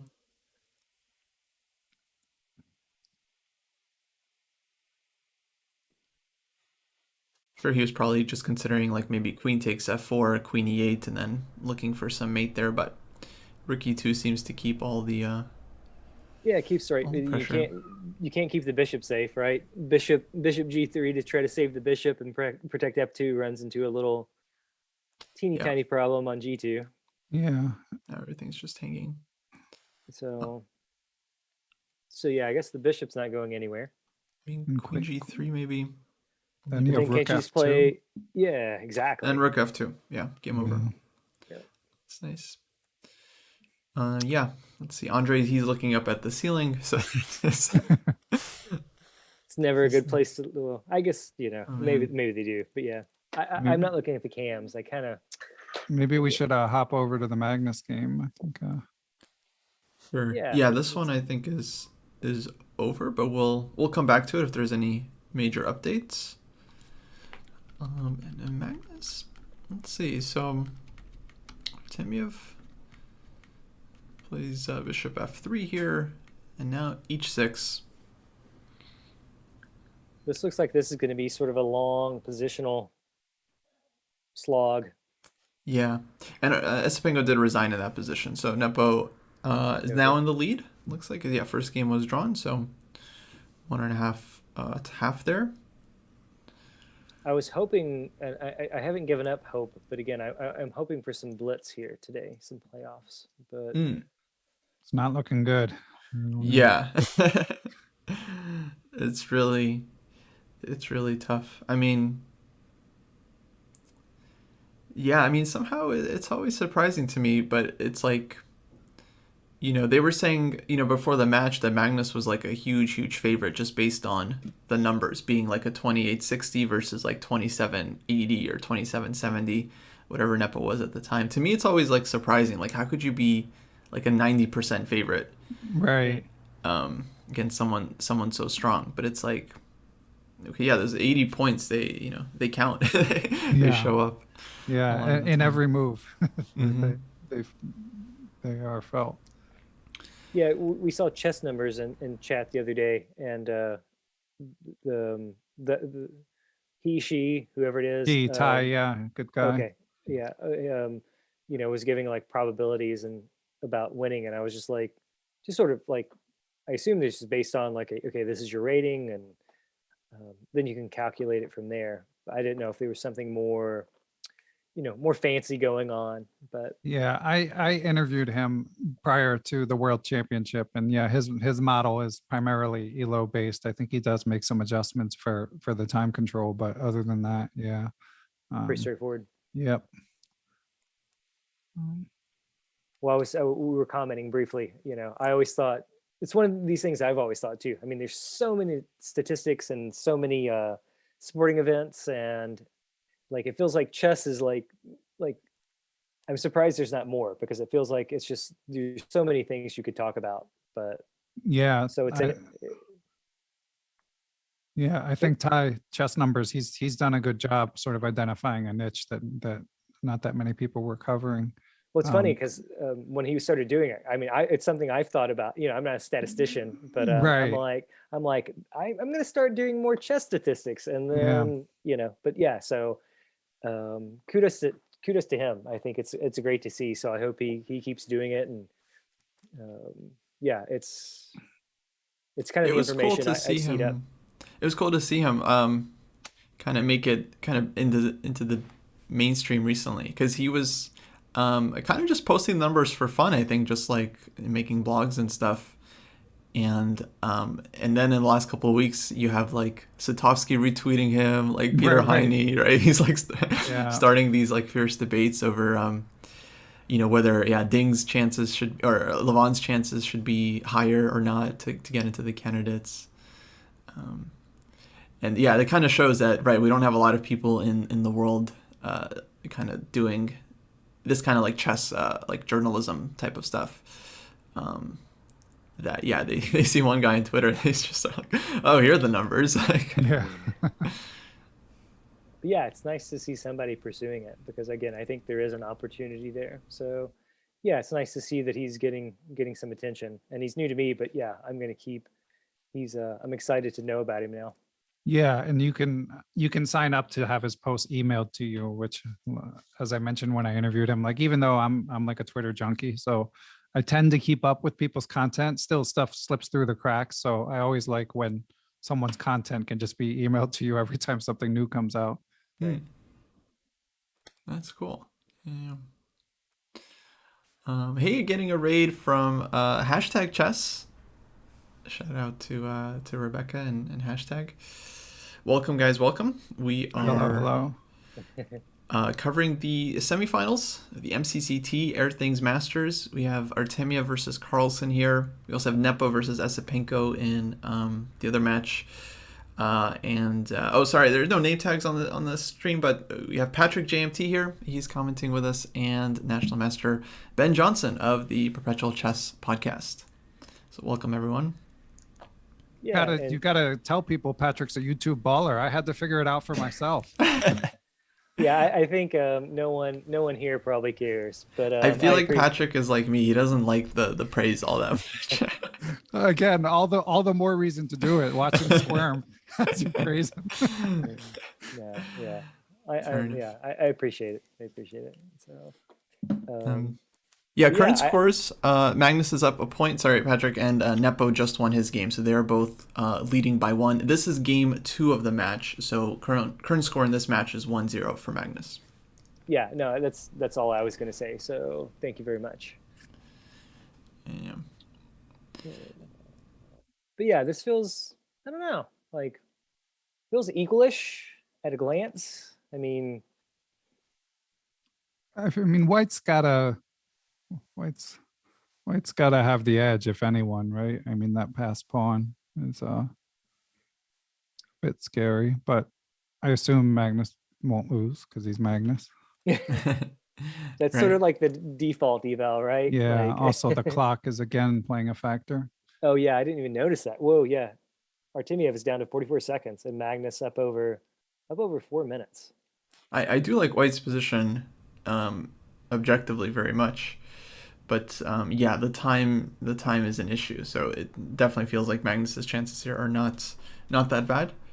But we'll see. I mean, Artemiev, he's extremely fast, super, super strong. And he's also, he plays a ton of like bullet and stuff. So I think he's not too phased by having low time. But yeah, of course, the situation will probably get out of hand at some point. So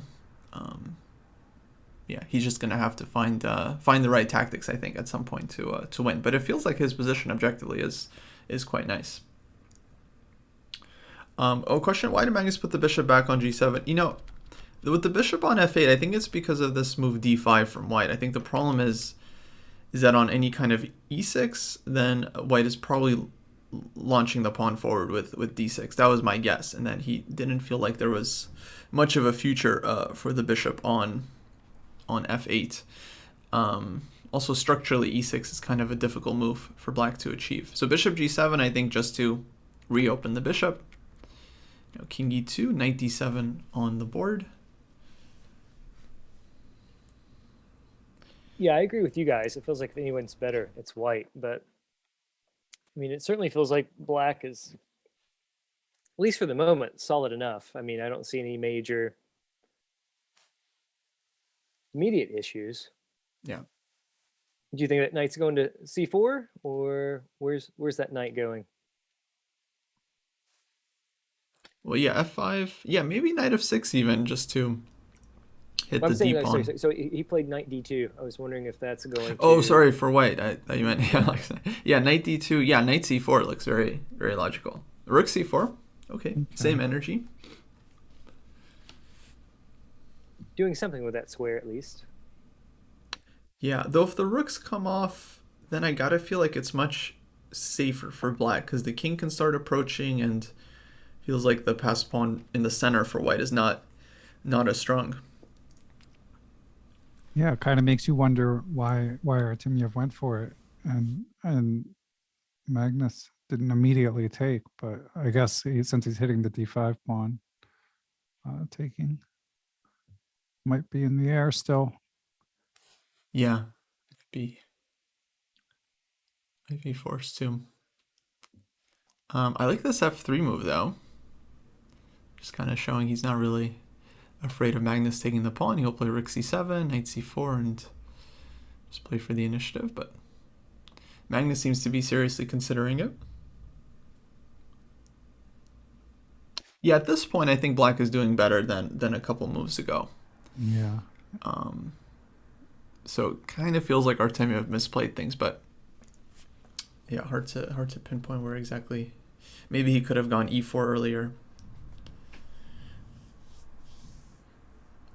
Can you just play like something like bishop e5 and just start trading stuff off? And yeah, I mean, the problem with bishop e5 maybe is that white gets to take on e5, and then you'll have to take back with the pawn on c5. Right. That's what I was wondering about. Maybe not ideal. So he does take the pawn, rook c7, king e6. All right, a pawn is a pawn, but I mean, clearly, white will get at least one back if he wants. Yeah, you can take on a7, but yeah, like Kostya said, it doesn't even feel like white's pressing anymore. Yeah, I 100% agree with that. Now I think they might even be about to liquidate these a pawns. Yeah, so yeah, especially now with everything sort of being, I agree, it feels like it's pretty equal. Yeah. Okay, now it feels like GG's. Yeah, like I can't imagine either side losing this one. Yeah, I'm not sure. I thought they were allowed to agree to a draw at some point in this event. I'm not exactly sure, but yeah. So yeah, right. For the first at least 4 days, there was a 40 move, no draw offer, and but yeah, I think the rules may have changed a little bit now that we've reached the knockout. Gotcha. Just to reiterate what you're saying there, Kostya, for anybody watching. Yeah, but seems like Magnus is maybe not even thinking about the draw offer. He's just like, I have more time, and I have no reason to force a draw, so I'm just going to keep making moves. Yeah, no, I mean, this is Magnus's trademark, right? Like, just let's play on. We were joking about this, right? You told, I remember it was someone, you said it was Smyslov, you make 40 good moves and I make 40 good moves and it's a draw, but I think Magnus's MO is let's up it up, let's raise it to 80 good moves. Yeah.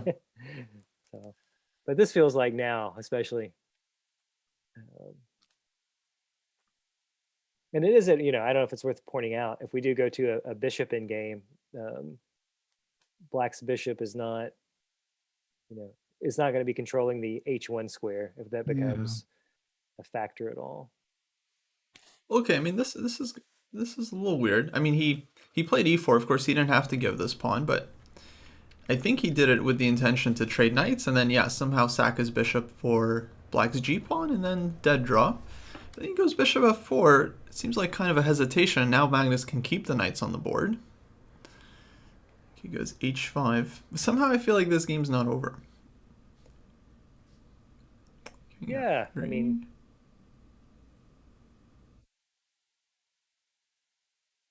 Those seem odd. there's no way, right, for white just to again liquidate things, and yeah. And if he I mean, if Magnus wins this one, like, it's going to be dire straits for Artemiev. Then okay, yeah, 2-0. That's brutal. But I mean, now it's just it's an extra pawn. Of course, very reduced material. My feeling is objectively, it's very likely still a draw. But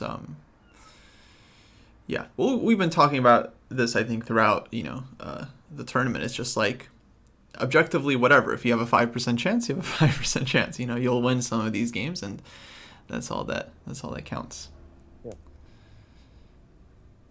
Yeah, there's no reason for Magnus not to play on your pawn up, and you've got time in your pocket. So yeah. make Artemiev prove it.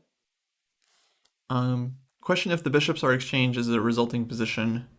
I assume. I mean, winning for black. No, I think if any minor pieces get exchanged, the results or the evaluation is still equal. Just because white's king is kind of nicely placed, and it would be hard for black, I think, even to win the knight endgame. King and pawn endgame, I think, would be quite dangerous for white, depending on the position of black's king. But yeah, if it's something like, black gets the king to f5 or e4, then yeah, it's basically just game over. But yeah, now Magnus actually, he had a chance there to play bishop e5 check, so he decides not to trade bishops, instead brings his knight to h6 and probably going to f5.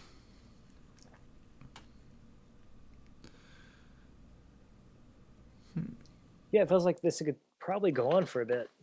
g3. Except for, Artemiev's time. But yeah, so far he seems to be holding fine. Mm-hmm.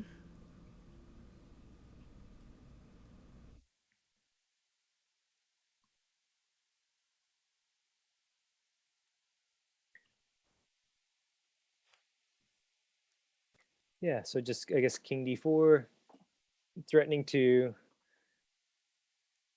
potentially come in with a king, I guess, maybe to e3, or then... Right. But yeah, okay. f2, king d3. Okay, he didn't want, I guess, king e2, king g2. No problem, so king e4.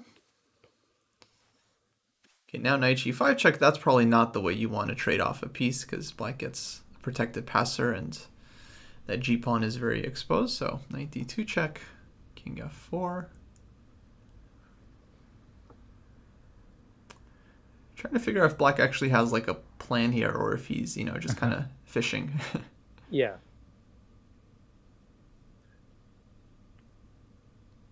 I mean, I'm sure it's a draw, but I feel like we're definitely in, like, I would lose this to Magnus territory. Right. Yeah, we need a word for that too. Still losable. Yeah. Okay, but now I guess, well, he's kind of made, like, it's amazing. Like, he's made the most possible progress. Literally all the pieces are on their best squares, but... That's what I was going to say, right? It feels like, how does black improve the position here? Mm-hmm. And... yeah, I think it's a matter of just making enough moves. Like, imagine if you guys are like rock, paper... not rock, paper, scissors. Tic-tac-toe is a forced draw, if you have played the game before. But imagine if it was tic-tac-toe, but like, the board keeps, like, the board is just much more dynamic, right? So you always have like one right move, and it might not be that hard to figure out, but okay, you have to answer like, 20 questions correctly. Right. So it's... yeah, and we've got a long way to go for the 50 move rule. Right. which of course is 50 moves after the last pawn push or capture. The game could just end. And in an online event, does someone still have to claim that? Do you guys know? Yeah, that's a good question. I mean, on on chess.com they've made it automatic, so you don't even have to claim it. But yeah, on chess 24, yeah, I'm not really sure. Yeah. Of course, it's much easier to keep track with the score sheet on the side. Yeah. But yeah, the threefold repetition is an interesting question because on chess.com, that one's also automatic. Right. And that's one that the players often don't catch if the position has been moving in circles for a while. By the way, game 3 did start in Nepo Nisipenko. And we've got, very sharp opening here from Black. Which kind of makes sense. Esipenko is a point behind with 2 games to go. So bishop g5, h6, g5, and knight h7. Yeah, these lines have been very hotly contested lately, where white plays bishop g5 and black goes g5, and it's not clear if g5 is weak or kind of nice space for black. But Esipenko, yeah, playing super aggressively, which probably what he has to do. Yeah, and again, I mean, the game he lost, he was winning, right? He just, I think, one little mistake, and it sort of turned the tides for him, unfortunately. Yeah. But yeah, I like this. I've started playing the Italian a little bit, when I play my very irregular blitz games, and this is something sometimes I see, and it's always like, okay, we got a game, there's something that's gonna, it's not this, feels like you certainly have to be careful here as white. Yeah. Yeah, it's really in the past 20 years or so. I mean, probably even less than that, but yeah, these h6, g5, just like push forward ideas have, as Kostya said, really gained in popularity, and not the way I was brought up. Yeah. Right. Yeah. I mean, that's sort of me too. I mean, all the books I read were like, sort of the old, it was the conventional wisdom of like 30 or 40 years ago. Like, this is how you play chess. And now it's like, this isn't really how you have to play chess. It's it's totally different. But I'm still a believer in the classics. I feel like you have to really understand them in order to kind of figure out the exceptions, right? Like the positions where you can break the norms, push pawns in front of your king, or like accept double pawns, which is becoming more and more popular these days. Yeah. Yeah, I feel like there's a lot more like dynamics that have really, I mean, I don't know if you guys agree with that. That's sort of my impression. It's and I guess it's like just all the computer evals too. It's like everything, I guess we were talking about this a little bit, Kostya. It was like a lot of these positions that people were like, you can't play these. It's like, oh no, these are totally playable. Like there's all these resources, and I like, even when I'm reading books too, like when I used to, it's like you're reading like some of these great people, and you're like, okay, white's clearly better. I'm like, okay, you're better than me. White's clearly better. But now it's like, no, that's not necessarily true in a lot of these positions. Yeah, the evals seem to change with every kind of like new generation of computers. Like I remember when Houdini came out. I remember Houdini had some like really interesting evals for like French positions. It always liked black in the French, like any position, any kind of closed center. And now I think if you feed the same positions to like Leela or Stockfish, they like hate them. It's like they think black is like strategically busted. So I know there's a lot of engines out there too. Is there one that's considered absolutely? I mean, I know there's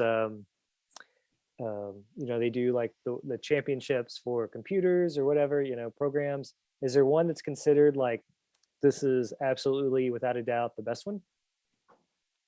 I don't know about I don't know if any engine has clear superiority, but it feels like Stockfish is the one that is kind of used worldwide these days. It feels like the best bang for your buck because it's like open source and free and super super strong, like easily one of the best engines in the world. Ben, so like when you're preparing, are you using a lot of engines, or how do you prepare for your matches? Since you said you're sort of back into the groove. Yeah, I mainly rely on, like, in terms of opening preparation, I mainly rely on other people's research. I mean, I do have Chessbase with Leela Zero and Stockfish, but I'm a big fan of Chessable for opening knowledge in particular. So I tend to design my repertoire from some favorite courses there and trust that the authors are running the super engine. So, every once in a while I'll, if it's especially if it comes up in an OTB game, I'll investigate something on my own, but primarily I'm not doing my own research. Yeah, so you mentioned Chessable. We should give a shout out to Mr. Kostya here because he does have a Chessable course, Endgame Studies 101. Yeah. And for those of you that aren't familiar with Chessable, it's a really interesting site. You can go there and learn about openings, middle game strategies and tactics, end games like Kostya's done. And there's definitely a lot of free content. There's definitely paid content, but there's just like a wealth of information out there for those of you that are interested in checking out Chessable. So yeah, if you're trying to brush up or get some quick information, they've got some of the best people out there that can help you. Yeah, Kostya's course is excellent for intermediate level players primarily, I would say, but it's great stuff. Thanks. So Magnus is still torturing Artemiev. Yeah. They did trade one pair of minor pieces, but yeah, Magnus has him right where he wants him. Yeah, no, this is still annoying for White. Very annoying. Yeah, if anything, it seems like he's made progress. What is it? There's the Spanish torture and the Rui Lopez. What's the Carlsen torture? Is there the Norwegian torture? Yeah. Yeah. There should be something coined here. Wow, no, he might just be running Artemiev out of moves here because I was gonna say, yeah. I mean, and the clock's low too. Still, wow. F1. Can you play knight e3 and knight f5? So, this might be possible. Yeah. Earlier, so the issue for Black was always that if he brings a knight to f5, White will have knight e5 check. Right. So Magnus is stopping this one, and yeah, now he just played a knight e3. So now he's kind of going for it. I would think knight e5 here. I was gonna say, yeah. So still knight e5. What happens? Yeah. But now, now. Oh, sorry, he was in check. My bad. Yeah, he was in check. Excuse me. Yeah, so now knight f5, knight e3, or excuse me, knight f5, knight e5, knight h4 clearly protects that pawn. Yeah. So this feels. I think Magnus might have just knight g4. Oh wow, what is this? Wait, why didn't he go knight f5? What are we missing? Oh, on knight f5, White goes knight g5 check. And then king takes h4, knight comes back to f3. But then king g4. Wait, I thought he has knight e5 and king g5. Yeah, I was gonna say, yeah. What's the problem? Keeping the pawn. Huh. So knight g4. I mean, looks like Magnus. Yeah, he already picked up the second pawn anyway. So this is this is game over. I am curious though. I do want to check just what was wrong with knight f5 because. So I think knight f5 was the best move considered. It's negative 5.79, but knight okay, g4 it looks like they're both winning. Yeah. Negative, yeah. So I don't think it. Yeah. This is just amazing. How on earth does he do this stuff? Yeah, it's got to feel so demoralizing too. I would assume is. Well, I want to go back to when Artemiev played e4. Because, yeah, of course this move wasn't necessary. Like, he can make any bishop move, knight move. Like, as long as he just doesn't let Black's king enter, he's pretty much fine. After e4, he's still objectively okay. But, yeah, now he's just, like, down a pawn. And slowly things get kind kind of better and better for black, and just want to see where they traded bishops, because that was probably the key moment. He plays bishop g5. According to the engine, he's still okay here, and knight g5 was somehow the losing move, which is hard to believe. But yeah, he had to find either of these two moves, and white is holding. But yeah, again, it's like a multiple choice test where you have to get 50 questions right.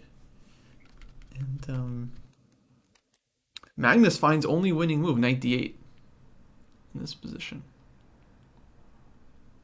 Huh.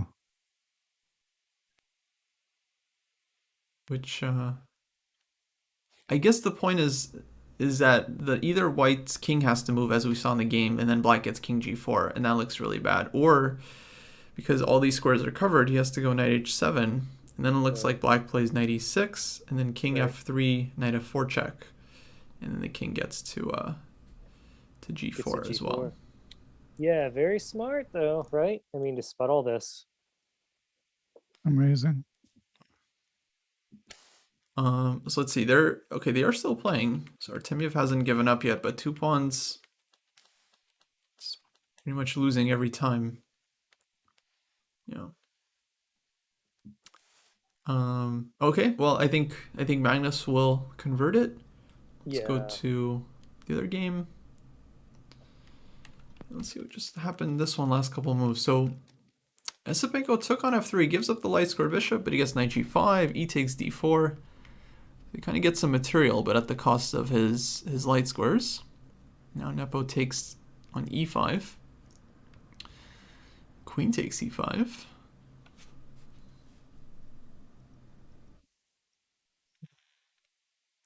It's quite imbalanced, at least. Yeah, very imbalanced. I mean, I'm not even sure who's better. I mean, black is up a pawn, and his pieces are perfectly active, it feels, but king is a little bit weaker, and there's queen h5 coming. So, could be very dangerous for Esipenko.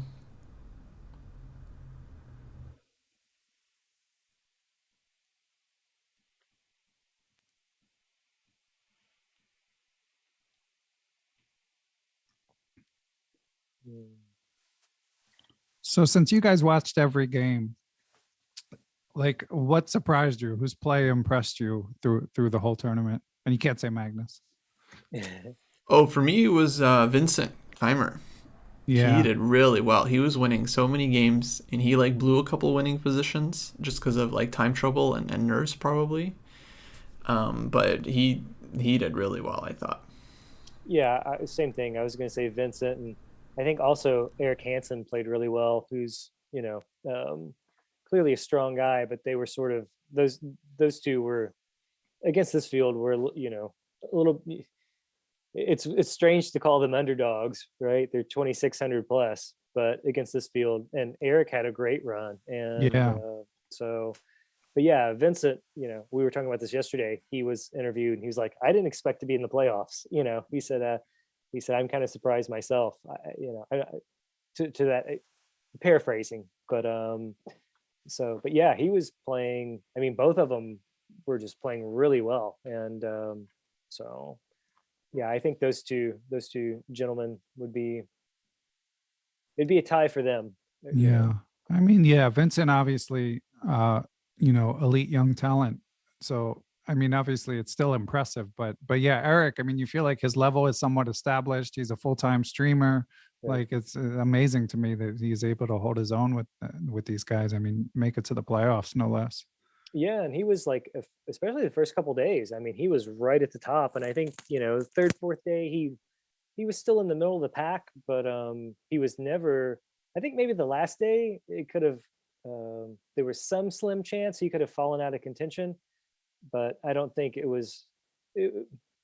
would have had to have really had a rough last day for that to have happened. So, and, but yeah, I mean, he's obviously a super popular streamer, and it was good to see him go as far as he went, because again, I don't watch a ton of streamers, but I do like watching him. He always seems like a nice guy, and definitely an entertaining chess player. So Yeah. Oh, looks like Magnus gave up one of his pawns, but I think he's got it all calculated out. King h2. Now there was no knight f4 because of knight g2 check, trading the knights. And yeah, he must just know this position is stone cold winning. I guess. So do you like king g3? Would you play knight f1 and maybe even like something like knight d2? Yeah, you just or distract knight the e4? knight. It looks like, and that's just. That's it. Yeah, I don't really see a defense. Knight g1. I was gonna say now he played. If you went king h2, yeah, he probably just knows his zugzwang position. Yeah, exactly. Oh wow. Well, what a beast. Game over. Amazing. Mm-hmm. Yeah, very impressive. Oh wow. Yeah, I mean, what do you say? I mean, what can you say when you see that? Like, I mean, dang. Yeah, I think that's a good summary, right? But Magnus does that. He's kind of he's like Karpov in a way, where even though he was kind of worse earlier, he was defending. Once he's not worse, he just like forgets the past and he's like, oh, we're just playing this position now, and let me try to beat you anyway. So do you think Carlsen's going to be, you know, the new Karpov? We won't be talking about Karpov soon. We'll just be talking about Carlsen. You know, I think he has kind of succeeded him. Nowadays, whenever I'm commentating and then something strategic happens or it's kind of a strategic position, someone will always be like, oh, it's a Magnus type of position, or it's he's playing like Carlsen. Yeah. No, I mean, it's impressive, right? Yeah. Again, I don't know what else to say. There's nothing to add. Ben, we don't want to take up too much of your time. Are you cool to hang out, or? I should probably go fairly soon, just because my son is homesick from school, but I can hang out for a little bit more. Awesome. Well, we hope he's okay. Yeah, certainly don't let us. Yeah, he's like the least amount of sick where he had to stay home from school. But, Okay. But he's pretty congested, so it's one of those things where. And then a few minutes later, he's playing video games. Yeah. No, I mean he's just on screens all day. But what are you gonna do when? I mean, he's not well enough to go to school. He could definitely get kids sick, and especially in the COVID age, we got to test him at some point today, just to make sure. But yeah. Well, we certainly hope everything's okay. That's yeah. I mean, yeah, it doesn't seem major, but good. You have kids, Patrick? I tend to keep all that sort of off the air. Okay. Not to be. I'm kind of one of those weirdos that are super private about my information. I understand. Yeah. So I know a YouTuber, a popular YouTuber that had a big headache with some stuff. So, yeah, I'm sure. Wow. Not that, and I'm not at his level, but yeah. So, not to not answer your question. No, I gotcha. Better safe than sorry. Yeah. So, I mean, I don't do Facebook, and I was on Twitter for 2 days, and I deleted that. They finally got me back on there for this a couple days ago, and last night I deleted it. I was like, this is not my thing. So yeah, I keep it pretty quiet on my end. Good for Happy you. to share that information with you at some point. Yeah, no, it's okay. I totally understand. But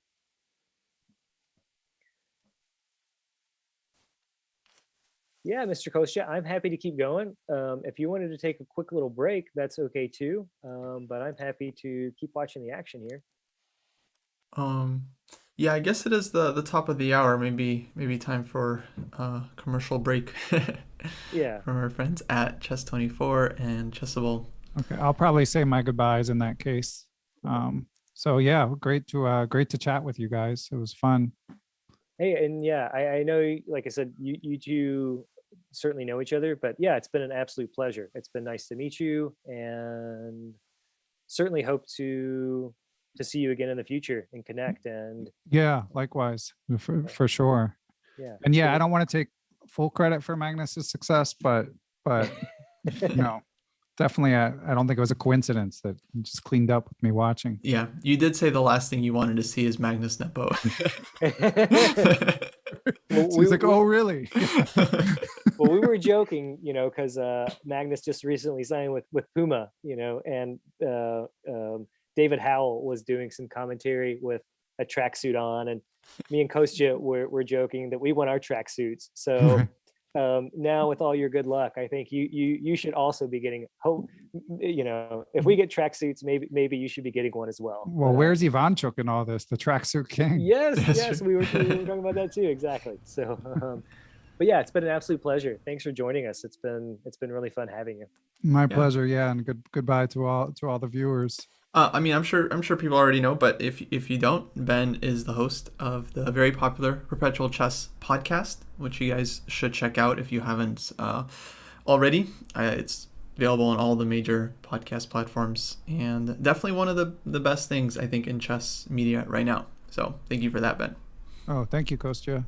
Yeah, keep up the good work. Like I said, I'm not a podcast guy, but there's a couple I've listened to, but I'm 100%, this isn't just being talk. I'm absolutely going to go check it out. I'm looking forward to it. Excellent. Cool. All right, guys. So we'll take a quick break here, and then we'll catch the rest of this game as well as the next Magnus game. So see you all soon. Okay. Bye.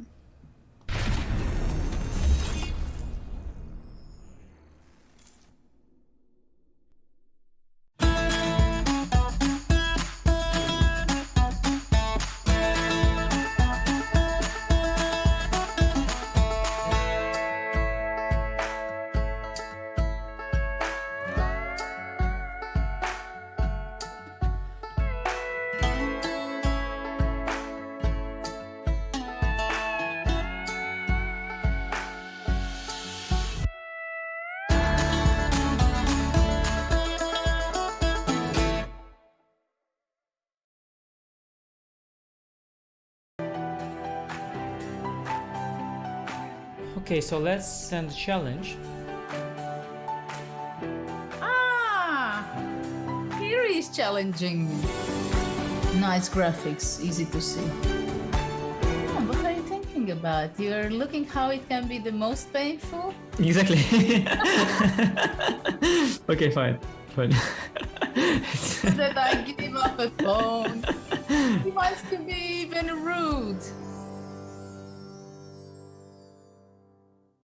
I'm ahead of the game.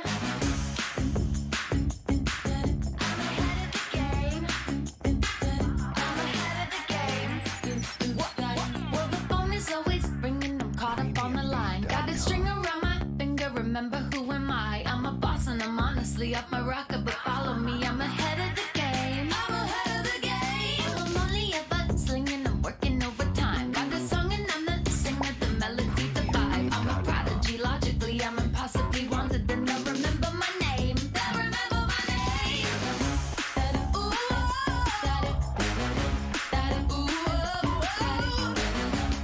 well, I'm ahead now. I'm ahead of the game. I'm ahead of the game. Well,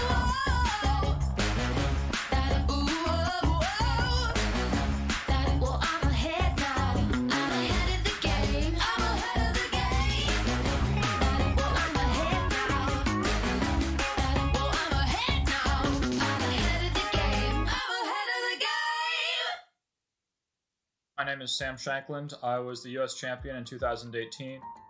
My goal is to keep things as simple as possible, but no simpler. So if I believe there is an easy solution to something, I'm giving it. No questions asked. Thanks much, and I wish you the best for all your studying. As a kid, I spent hours every day reading about chess. About openings, chess history, and games played between world champions, grandmasters, all of them. My apps make learning much easier. Everything I know you can find in my apps. Magnus Trainer, Tactics Frenzy, and Play Magnus. You can learn the basic rules of chess, train with our 400 lessons, and even play against my digital self. Download and try my apps for free. My name is Giri. I am a top grandmaster from the Netherlands. The lines and the recommendations that I give are well suited for players of all levels, so I really explain a lot of concepts, but also a lot of basic things. Now it's your move, don't waste any time, hit that buy button. Hi, I'm Grandmaster Judith Polgar, and I'm here to welcome you in the Chessable classroom. It combines a shared chessboard with live video. Teachers get to interact on the chessboard with their students and even run quizzes and tournaments. I really love what Chessable Classroom can offer. I use it myself all the time. Just invite students to your classroom and start teaching right there. No downloads needed, and it's for free.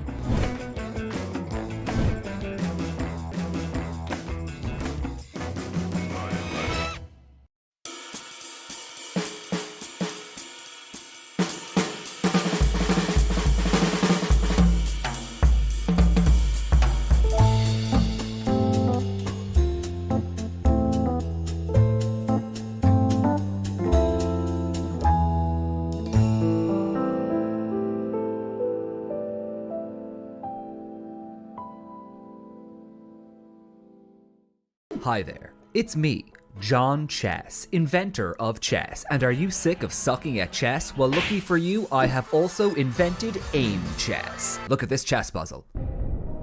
Did you solve it? Of course not, that's because you're not using aim chess. Aim chess is a digital chess trainer that helps you improve by creating unique lessons based on your recent games. Just link your chess.com or Lichess account and feel that brain wrinkle. Yeah, see, you shouldn't have blundered your queen just there.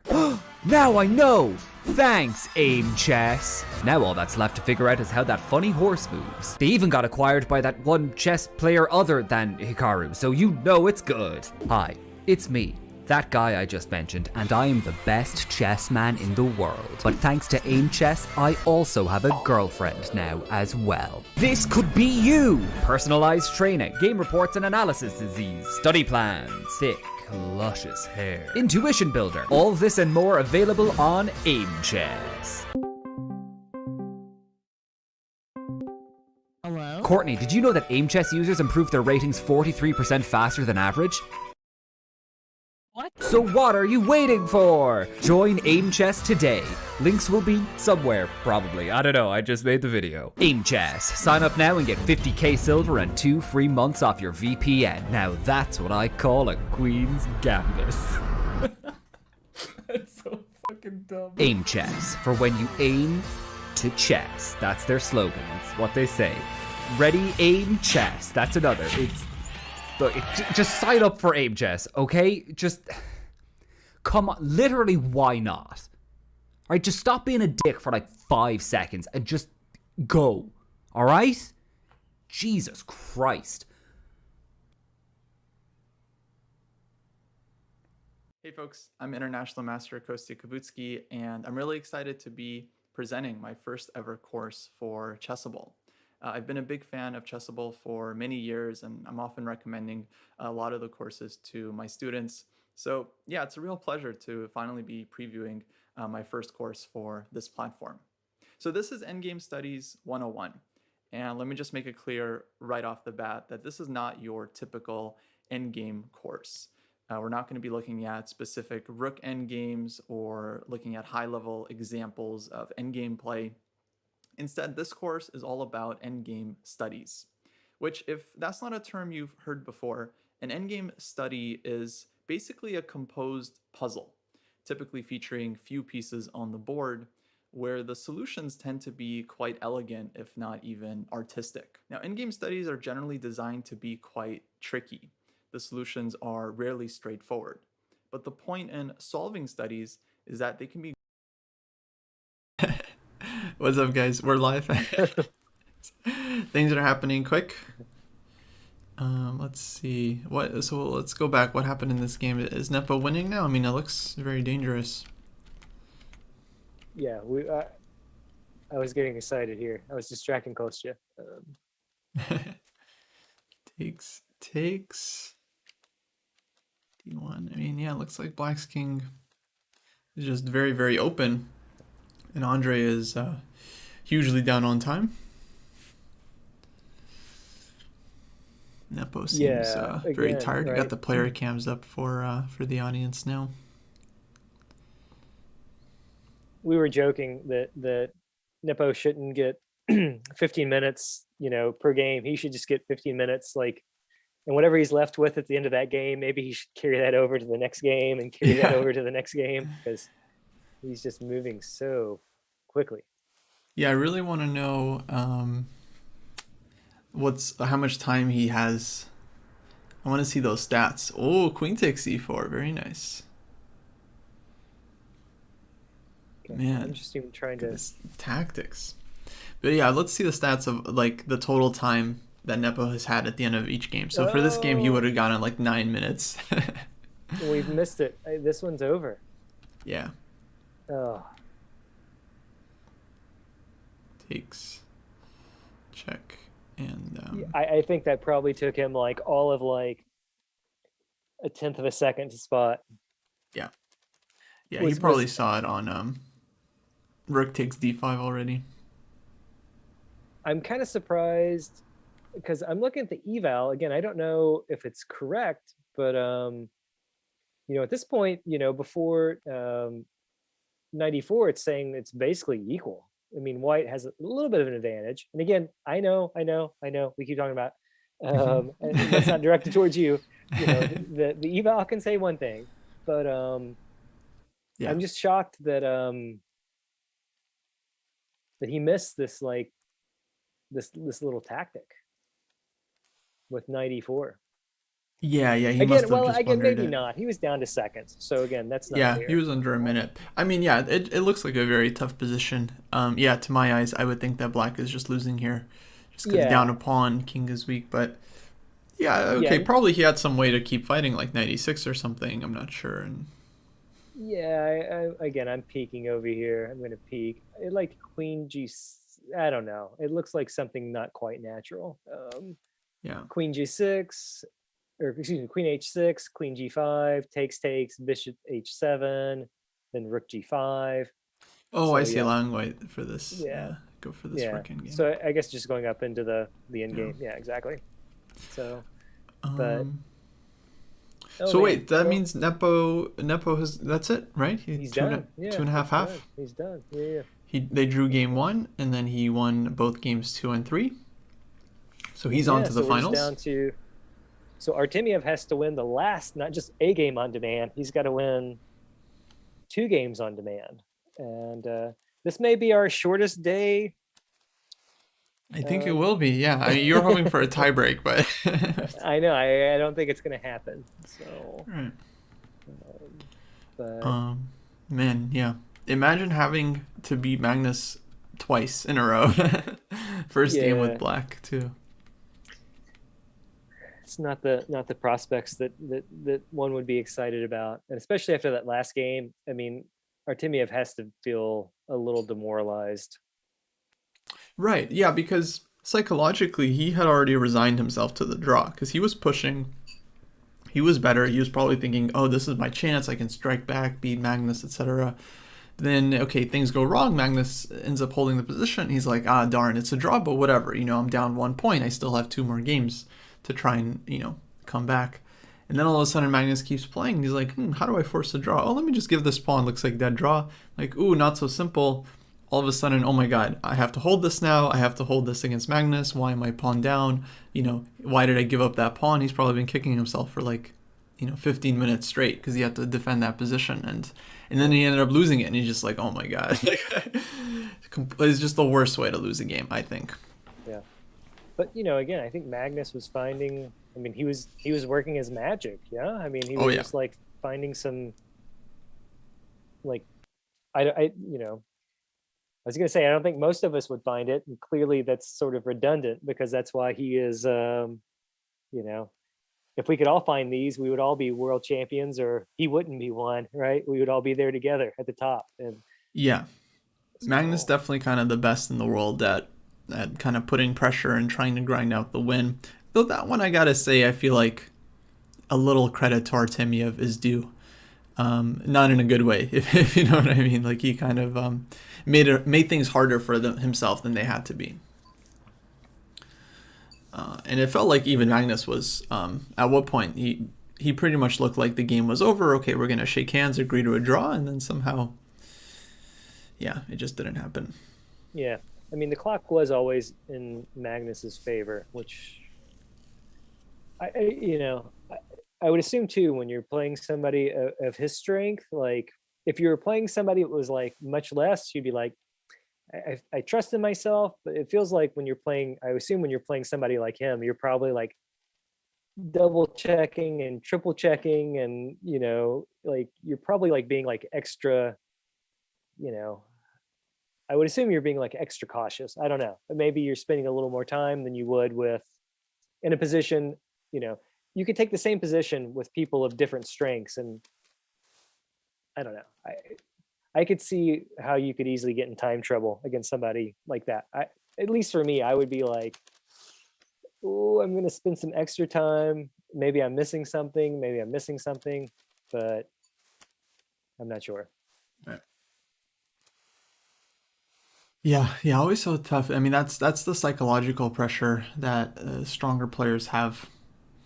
And actually, sometimes people ask me because I'm kind of a known, chess person, whether it's hard because like people can prepare for my games and stuff, or there's like a lot of my games online.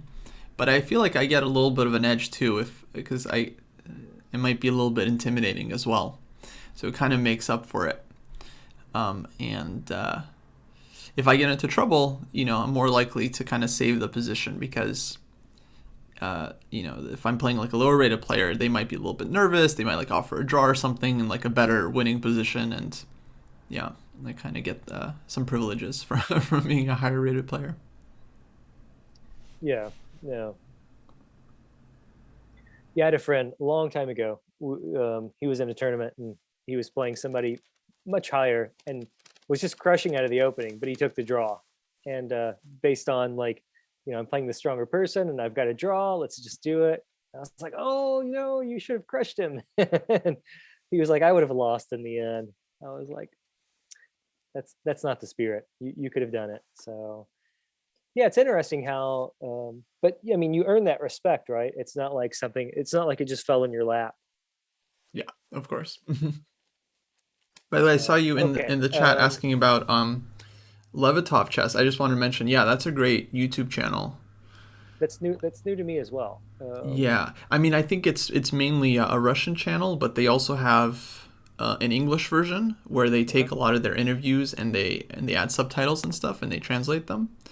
Mm-hmm. And yeah, I just wanted to say that channel is fantastic. Like they've got like huge, like in-depth interviews with like Kasparov, Kramnik, Karpov. Dubov has done interviews, and they'll like, show games from their career, important matches. Like lately, I've been watching Kramnik break down his match against Kasparov in 2000, which of course was a huge deal. And that's like a 4-part epic series where they just kind of like dissect every game, and it's just been absolutely fascinating. I mean, I usually listen to it in the Russian, but yeah, the subtitles are quite good, IMO. Okay. I'm quickly peeking at it now, and yeah, awesome. I'm going to take a look at it. I don't know if I need one more thing to take my attention away from other things, but yeah, lately I've just been obsessed with it. It's kind of the main thing I'll consume these days when I have some free time, or if I'm like doing the dishes, I'll just put up some YouTube and start watching. Yeah, nice. I don't know if I can do dishes. I'll have to read the subtitles. Well, so Right. So cool. Yeah, it looks like a new channel, and only a couple, 4 months old at this point. So yeah, all right. Shout out to Levitov Chess. You got a fan in Kostya and some people in the chat. So yeah, I'll definitely check it out. Okay, so I guess let's look at this game. What do you think here? Well, it's definitely a unique opening. Both players have already been spending time here, and looks like, I mean, Artemiev is trying to basically mix it up, right? Because he has to just try to get Magnus out of something that he knows very, very well. And he went for this early queen a5, queen a4. Objectively, it doesn't look like the most sound thing to me. I feel like white should be comfortably better here, even after like simple move knight f3, castles. But okay, you're down 2 points. You have to win with black against literally the world's best player. So, you know, what can you do other than, you know, try to do something? I mean, you can also just play your regular stuff and just try to make good moves, but I gotta imagine it would be very easy for Magnus to kind of make a draw there. So he's trying to mix it up. Can't really blame him. Yeah, and I think I asked you this question yesterday, like, do you think Magnus is like just playing for a draw? And I like from everything I've heard, right? That's sort of like supposed to be terrible strategy. Don't play for a draw. Just play chess and play good moves, and you know, don't. Have you ever been in a position where you're just like, I'm playing for a draw? That's what I'm doing. Yeah, there have been a couple times where, you know, I need a draw to maybe win some prize. Or even actually recently in my tournament, I needed a draw in the last round to clinch the tournament, or I needed a draw to like get a norm or something. So it's happened quite a few times. And yeah, generally you kind of want to think about it as little as possible. If you're just thinking the whole game, you know, I need to make a draw, I need to draw how to draw this, you're probably going to drive yourself crazy and play really badly, in my view. So for me, it's important not to think about the result, but to only think about it at, like, let's say critical moments. So we play a normal game, but if at some critical moment, oh yeah, I can force a perpetual, then okay, I'll keep that in mind, right? You know, like, yeah, let's seize that opportunity. When you're playing for a win, it's a little bit different, right? But to me, it's essentially the same because, okay, most players are not at this level, right? Most players are below this level, and for them, you know, their opponents are not just going to force a draw out of the opening. They don't even know how to do that. So I would say, like, just play your normal stuff. Don't go crazy. Try to keep tension on the board. And then at the critical moments, try to keep in mind that that you need to be playing for a win. So if you have some opportunity to trade a lot of pieces, you know, you probably want to think carefully about doing that. It seems like one of those things where, I mean, I would assume like, okay, I can go into this sharp line, or I can go into this more like, you know, sort of still like everything looks equal line, and you know, nothing too crazy is happening, but we're still is what I would suspect. But yeah, there was a question why Magnus played e3. I think he's showing us now. Yeah, to my eyes, knight f3 was very natural, but he supports the pawn this way and then brings the knight to e2, I guess, to harass this queen on a4, which doesn't really have a lot of great squares to jump to, and is going to have to lose time here. I was gonna say, it feels like, yeah, the queen's kind of misplaced over there on a4. And to be fair, so is the knight on b3. This is not a particularly well placed knight, because knight c5 is going to be a very unstable square in the future. So at some point, Magnus will have to spend the tempo and bring the knight back somewhere like d2 and so on, e4 or c4. Okay, queen a6 from Artemiev, and queen e2 quickly from Magnus.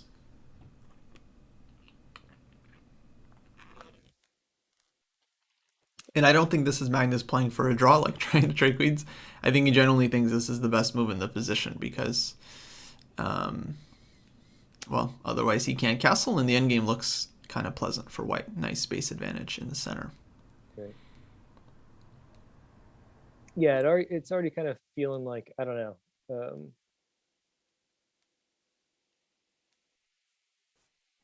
I don't know. I hope there's a way for Artemiev to stir the pot, and I'm sure if there's ways, he'll figure it out. But yeah, right now it's looking tough. Like, Magnus is just like total control over the position, and yeah, the one thing is, you know, if I was Artemiev, I would just try not to fall behind on the clock too much, because then it gets really, really hard.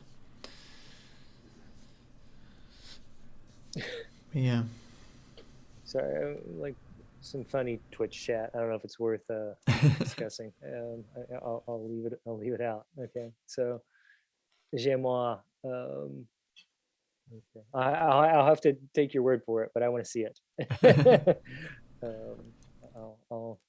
I do want to see that if that's true. So Yeah, and in terms of Magnus, I mean, we were kind of speculating because he mentioned he had COVID recently.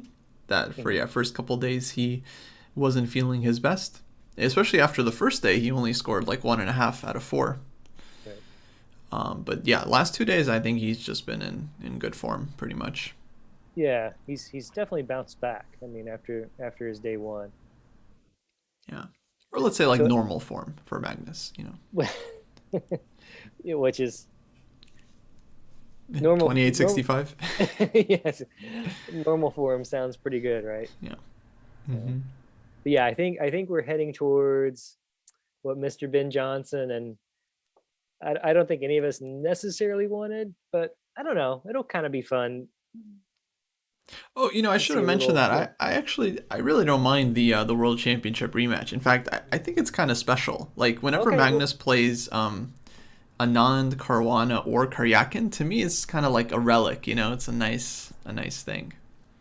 Well, I felt a little better. I mean, Mr. Johnson wasn't too excited, and like I'm always excited to see some new people. But yeah, I think it'll be what do they call it? The grudge match or whatever. I don't know. It'll be fun to see. And I mean, Nepo's been playing. I mean, he's what? I mean, he was definitely, after the qualifiers was in clear. Certainly had the most points, and I assume. Yeah, he's won even the now, most games out of anyone. Yeah, so he's certainly on form, but so it'll be interesting to see sort of that psychology play out, and if it does, again, Artemiev still has his chances, but I think his work is cut out for him here. Yeah. I think I don't know if there's betting odds out there, but yeah, for him to win this game and the next one, and then to pull off the blitz, like that's a tough ask. But this is actually, I should mention, it's also a very difficult format to beat Magnus in, especially in the finals. Because my friend David on Chess Dojo made this point, because the way the finals are set up is you basically have to beat Magnus on both days.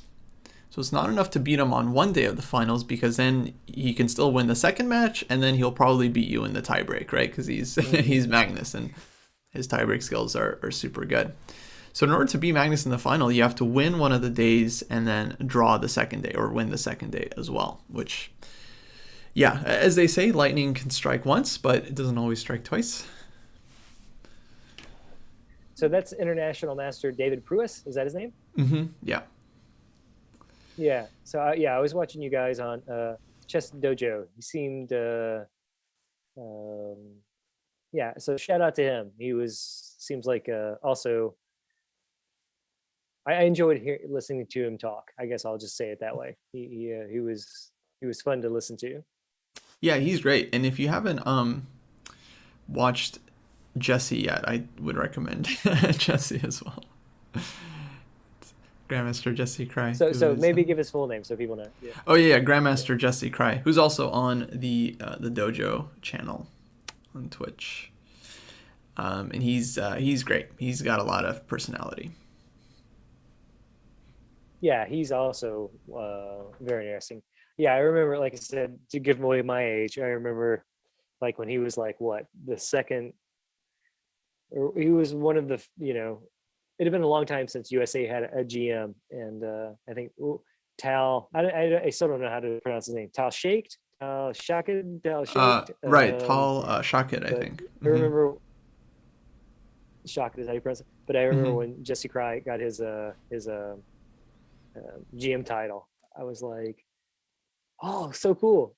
I mean, that was many moons ago at this point. So yeah, but okay, he was kind of he's like older than the average age when he got his title.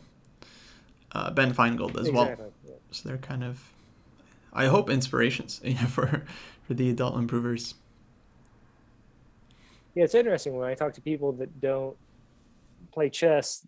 I think there's this sort of almost stereotyped that it's like an old person's game. I'm like, no, it's a young person's game. Like, very much Right. so. It's like any, any sort of sporting activity. It's very much a, yeah, youth is on your side. Yeah. And a big thing seems to So be yeah, just hearing like from Jesse talk about it is that he's like as he gets older, he feels like he's just much more likely to just blunder, to just commit like a one move, like total like blackout, like you have no idea what you were thinking type of move. Which is tough. That's very tough to overcome if that starts happening like, more often. yeah, especially if you're a GM, right? You probably feel that's the stuff you're laying in bed at night thinking about before you go to sleep. Yeah. Yeah. And not even a GM, just I think any chess player. But Right. so yeah, Artemiev is already not in time trouble yet, but It's interesting. Magnus is actually allowing him to play d5, if he wants, and just kind of take equal control over the center. And I don't even feel like black is worse at this point at all, really. But the problem is if you play d5, then the structure becomes very fixed.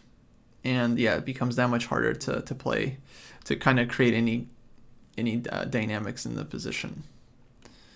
But it's interesting that Magnus decided, he could have played like e4 here just to take more space, but he doesn't want to do anything too extending, and just kind of keeps his structure super solid.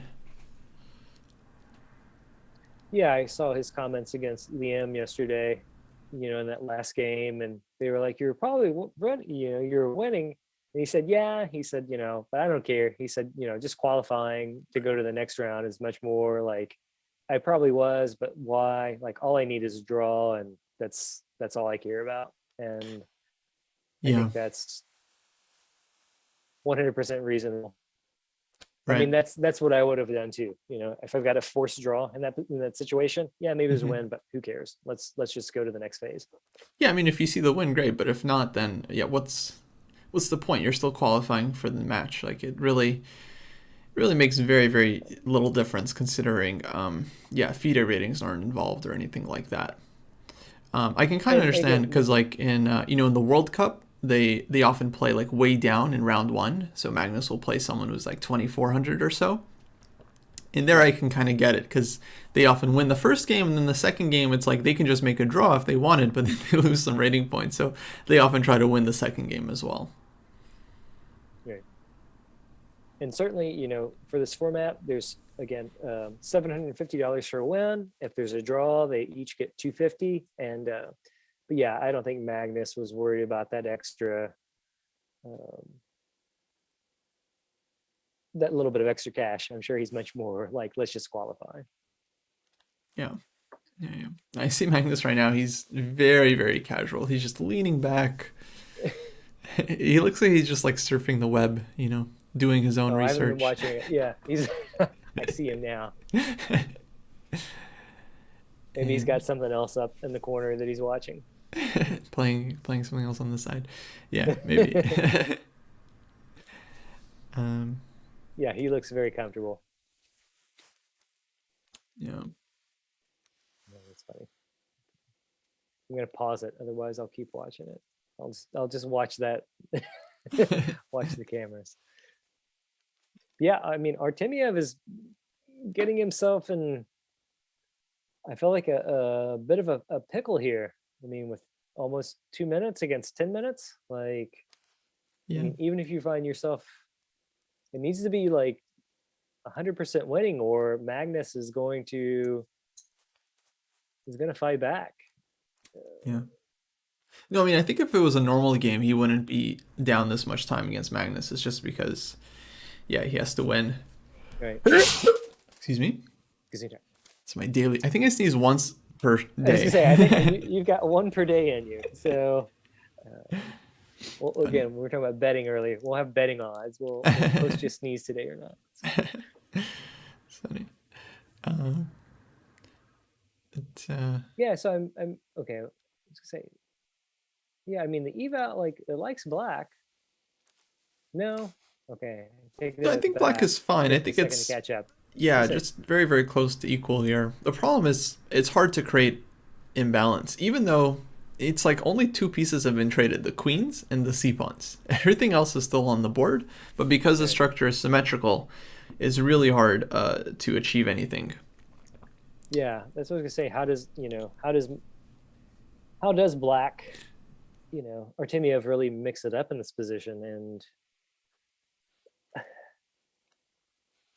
Yeah, not easy. I mean, e5 is the move you would kind of want to prepare and play, but the problem is when you play e5, white gets to trade lots and lots of stuff off.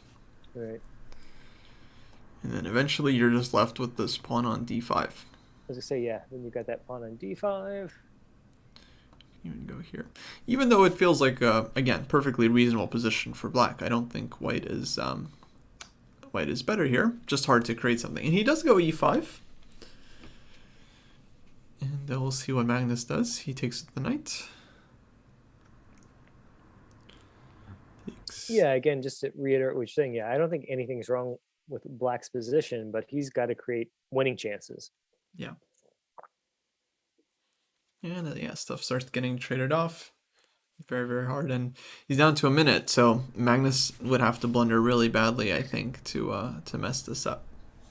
No, I was about to joke, Magnus is sitting up now. It looked like he was almost like he was getting more laid back. Like he was almost, looked like he was almost horizontal there for a second. He's like, all right, that's too much. Let's finish the match.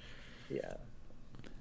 Now, I wonder if he'll take on e5 here. I feel like you kind of could, even though you're giving up the two bishops. But the point is that it's very hard for black to make any kind of progress in a position like this, where you're just playing rook takes c8, rook c1, f4 to open up your bishop. And yeah, at any point, if bishop takes d4 happens, then no problem. I guess there are some tactics here with rook e2, but white would have, I guess white could have taken on c8 first. Let's do it the more accurate way. Takes, and then knight d4, and I think white holds here quite easily. Yeah, I mean, that knight on d4 looks plenty happy. Yeah. I think, yeah, just white has no real weaknesses, it feels like. Right. Okay, so... Oh, bishop e5 played. Wow, I like that. I'm generally not good at giving up bishops. It's one of my biases. It's like I don't like giving up bishops, but I'm glad I called this one. Yeah, so that's something for me that I've sort of had to learn because, I was sort of taught that bishops and knights are equal. Don't worry about it. And again, that was by my beloved father, who is, again, sometimes he watches.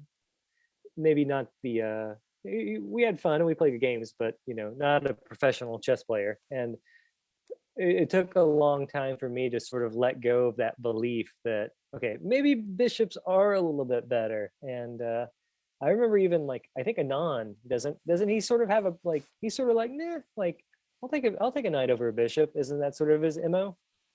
Yeah, not over a bishop, but he doesn't mind it. Right.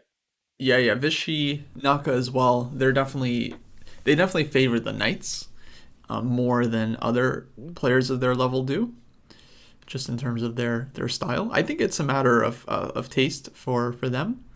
But yeah, nowadays the consensus is like, in order to give up one of your bishops, you really need like a reason to do so. Either you're weakening your opponent's structure, or you're forcing them to fall behind in development, or you're getting some other kind of benefit. Looks like Artemiev might be... No, Magnus has e4. So yeah, this now with opposite color bishops, it's getting more and more dead. It looks like this might... By the move. Yeah. But for a long time, bishops and knights were considered equal. Just to answer your question, and then Fischer came along, and he was actually very influential. He kind of showed that no, bishops are often stronger than the knight, and especially in the endgame.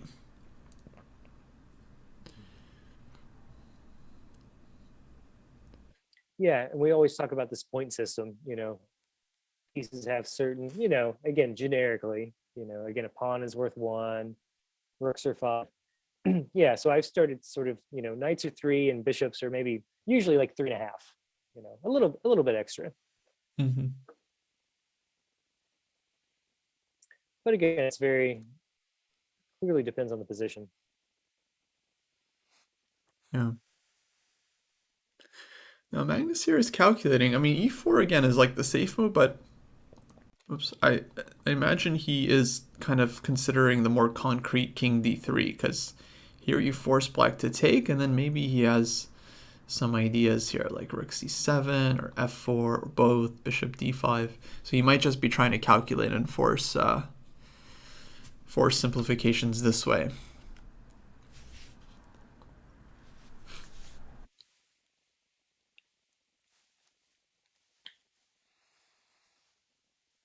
Yeah, I mean, We'll it see. feels like he has this firmly under control. Yeah.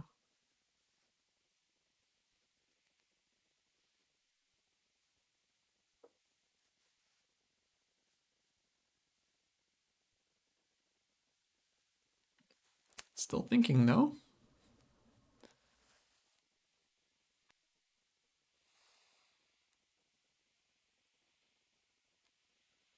And yeah, he does end up playing e4. Takes. And officially, okay, it's black who's better here. You have this e5 square, you have the better bishop, but somehow I don't see Artemiev winning this. Especially if Magnus can trade the rooks, then it's 100% dead. So I suspect he'll try, but... Yeah, I mean, it feels like maybe once... Mm-hmm. Yeah, it feels like what? Maybe one small weakness, which...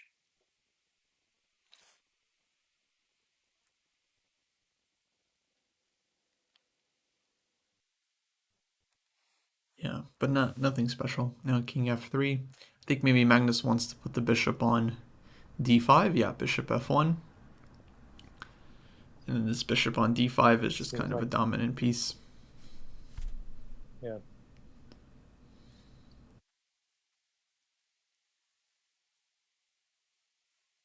So what do? You play bishop d5 eventually, and then just play b3, and then just...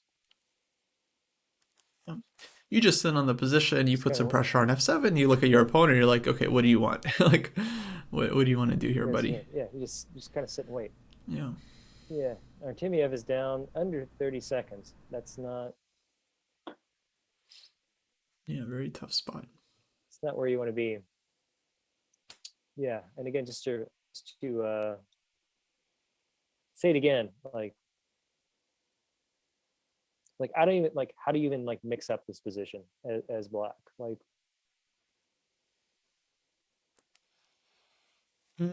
I think again you just kind of keep pieces on the board and hope for a mistake.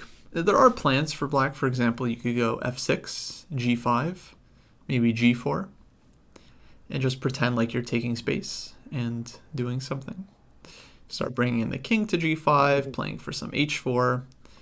So I don't think it's a position where white can literally just like move back and forth and expect to achieve success. I think white should, try to be a little bit active and try to, pose their own kind of issues for black, not to just let black do literally whatever, whatever they want. So yeah, Magnus taking a little bit more space here. Now he can try to trade pawns with a5. So you still want to be productive as white. You don't want to just shuffle back and forth. Oops, no g4. h4 played.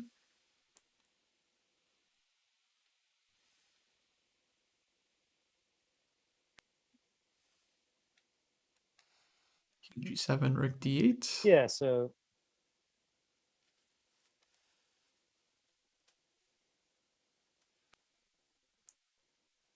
do you think that's just against looks like now if f6, do you think that's what it's aimed against, or just getting that rook more active?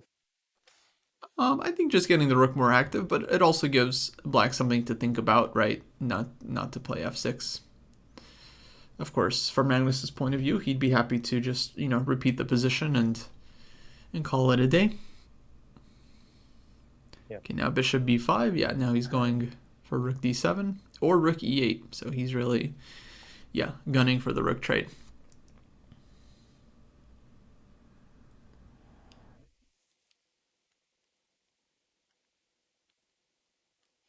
Maybe rook c7 here, only move. And bishop c4 back probably, yeah.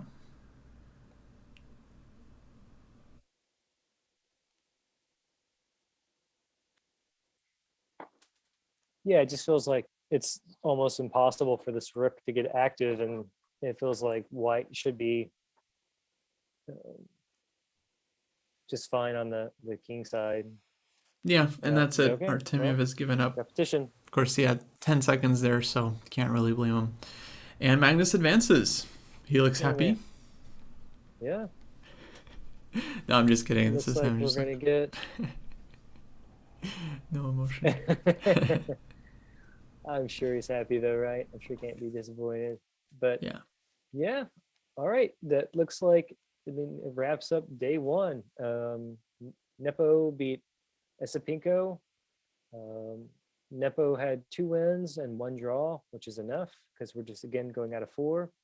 And it was the same score for Carlsen against Artemiev. So it looks like we're going to get, the Grudge World Champion rematch, at least for 2 days in rapid form. So should be interesting. I'm kind of excited, I'm certainly looking forward to potentially seeing some different people in the finals, but at the same time, I don't have any complaints about this one. It'll be, Nepo's been playing great, and again, I don't root against anyone, but I wouldn't mind seeing Nepo get a little bit of retribution, after what happened in the World Championships. Oh yeah, that would be fun to see him kind of strike back against Magnus. I definitely want him to have a good day. It's kind of sad when Magnus just kind of pounds someone over and over again, Yeah, I was gonna say I want it to at least be fighting, and I'm sure it will be. I can't imagine that it'll be one-sided. So, but yeah, thanks everyone for watching. We will be back. We've got 2 more days. So the knockouts were 1 day each for the quarterfinals and semifinals, but Magnus and Nepo will be playing 2 days, Friday and Saturday. So we've got 2 more days to go, and four games, same format, the next couple days. So there's a lot still to happen. So, who do you think? Okay, predictions. Let's do a quick prediction. What do you think is going to happen? I will take. Or maybe we can do it tomorrow. Maybe you can reflect on it. I'll think about it. Yeah, and then we'll start with predictions tomorrow. I'll think about it. Sounds good. Okay, we can really mull it over. So, but thanks everybody. And what do you think, Mr. Kostya? Anything else to add here? Or we? Nope, that'll be it. So we'll hopefully see you guys. See you all tomorrow. Yeah, thanks for joining us. And again, shout out to Ben Johnson. And thanks for having him join us. And yeah, we look forward to seeing you all tomorrow.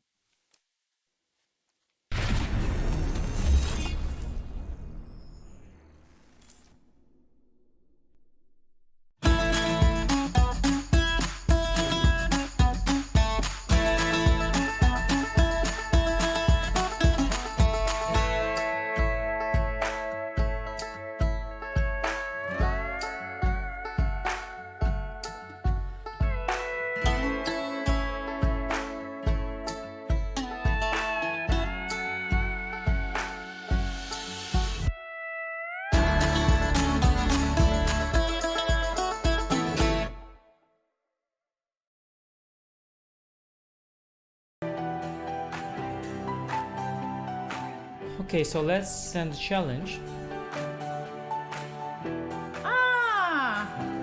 Here is challenging. Nice graphics, easy to see. What are you thinking about? You're looking how it can be the most painful? Exactly. Okay, fine. that I give up a phone. He wants to be even rude. I'm ahead of the game.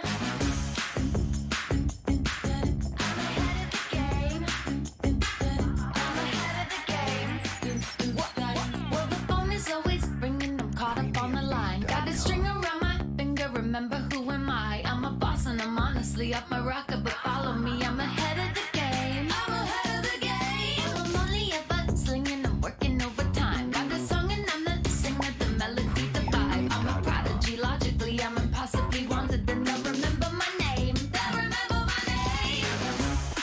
Ooh,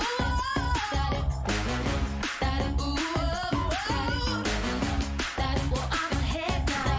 I'm ahead of the game. I'm ahead of the game. Ooh,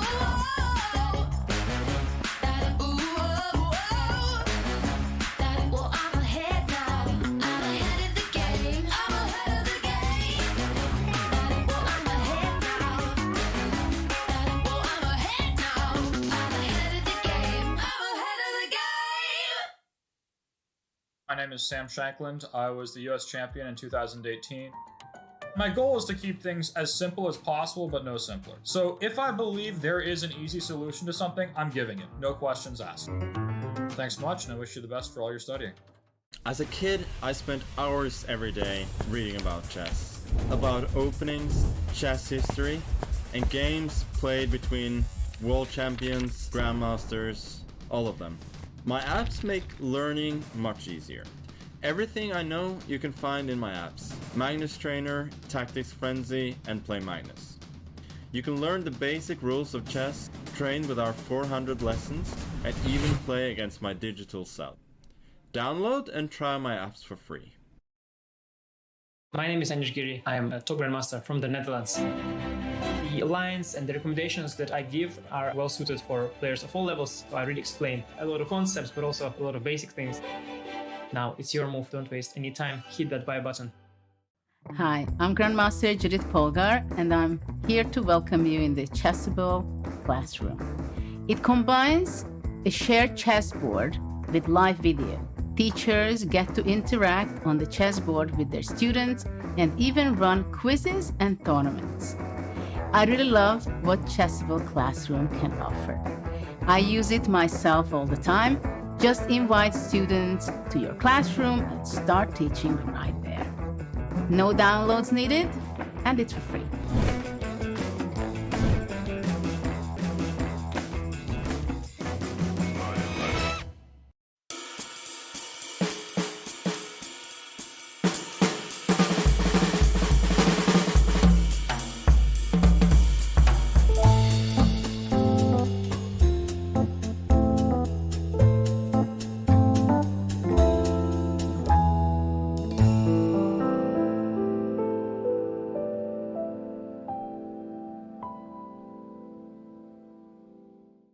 Hi there, it's me, John Chess, inventor of chess. And are you sick of sucking at chess? Well, lucky for you, I have also invented aim chess. Look at this chess puzzle. Did you solve it? Of course not, that's because you're not using aim chess. Aim chess is a digital chess trainer that helps you improve by creating unique lessons based on your recent games. Just link your chess.com or VChess account and feel that brain wrinkle. Yeah, see, you shouldn't have blundered your queen just there. Now I know! Thanks, Aim Chess! Now all that's left to figure out is how that funny horse moves. They even got acquired by that one chess player other than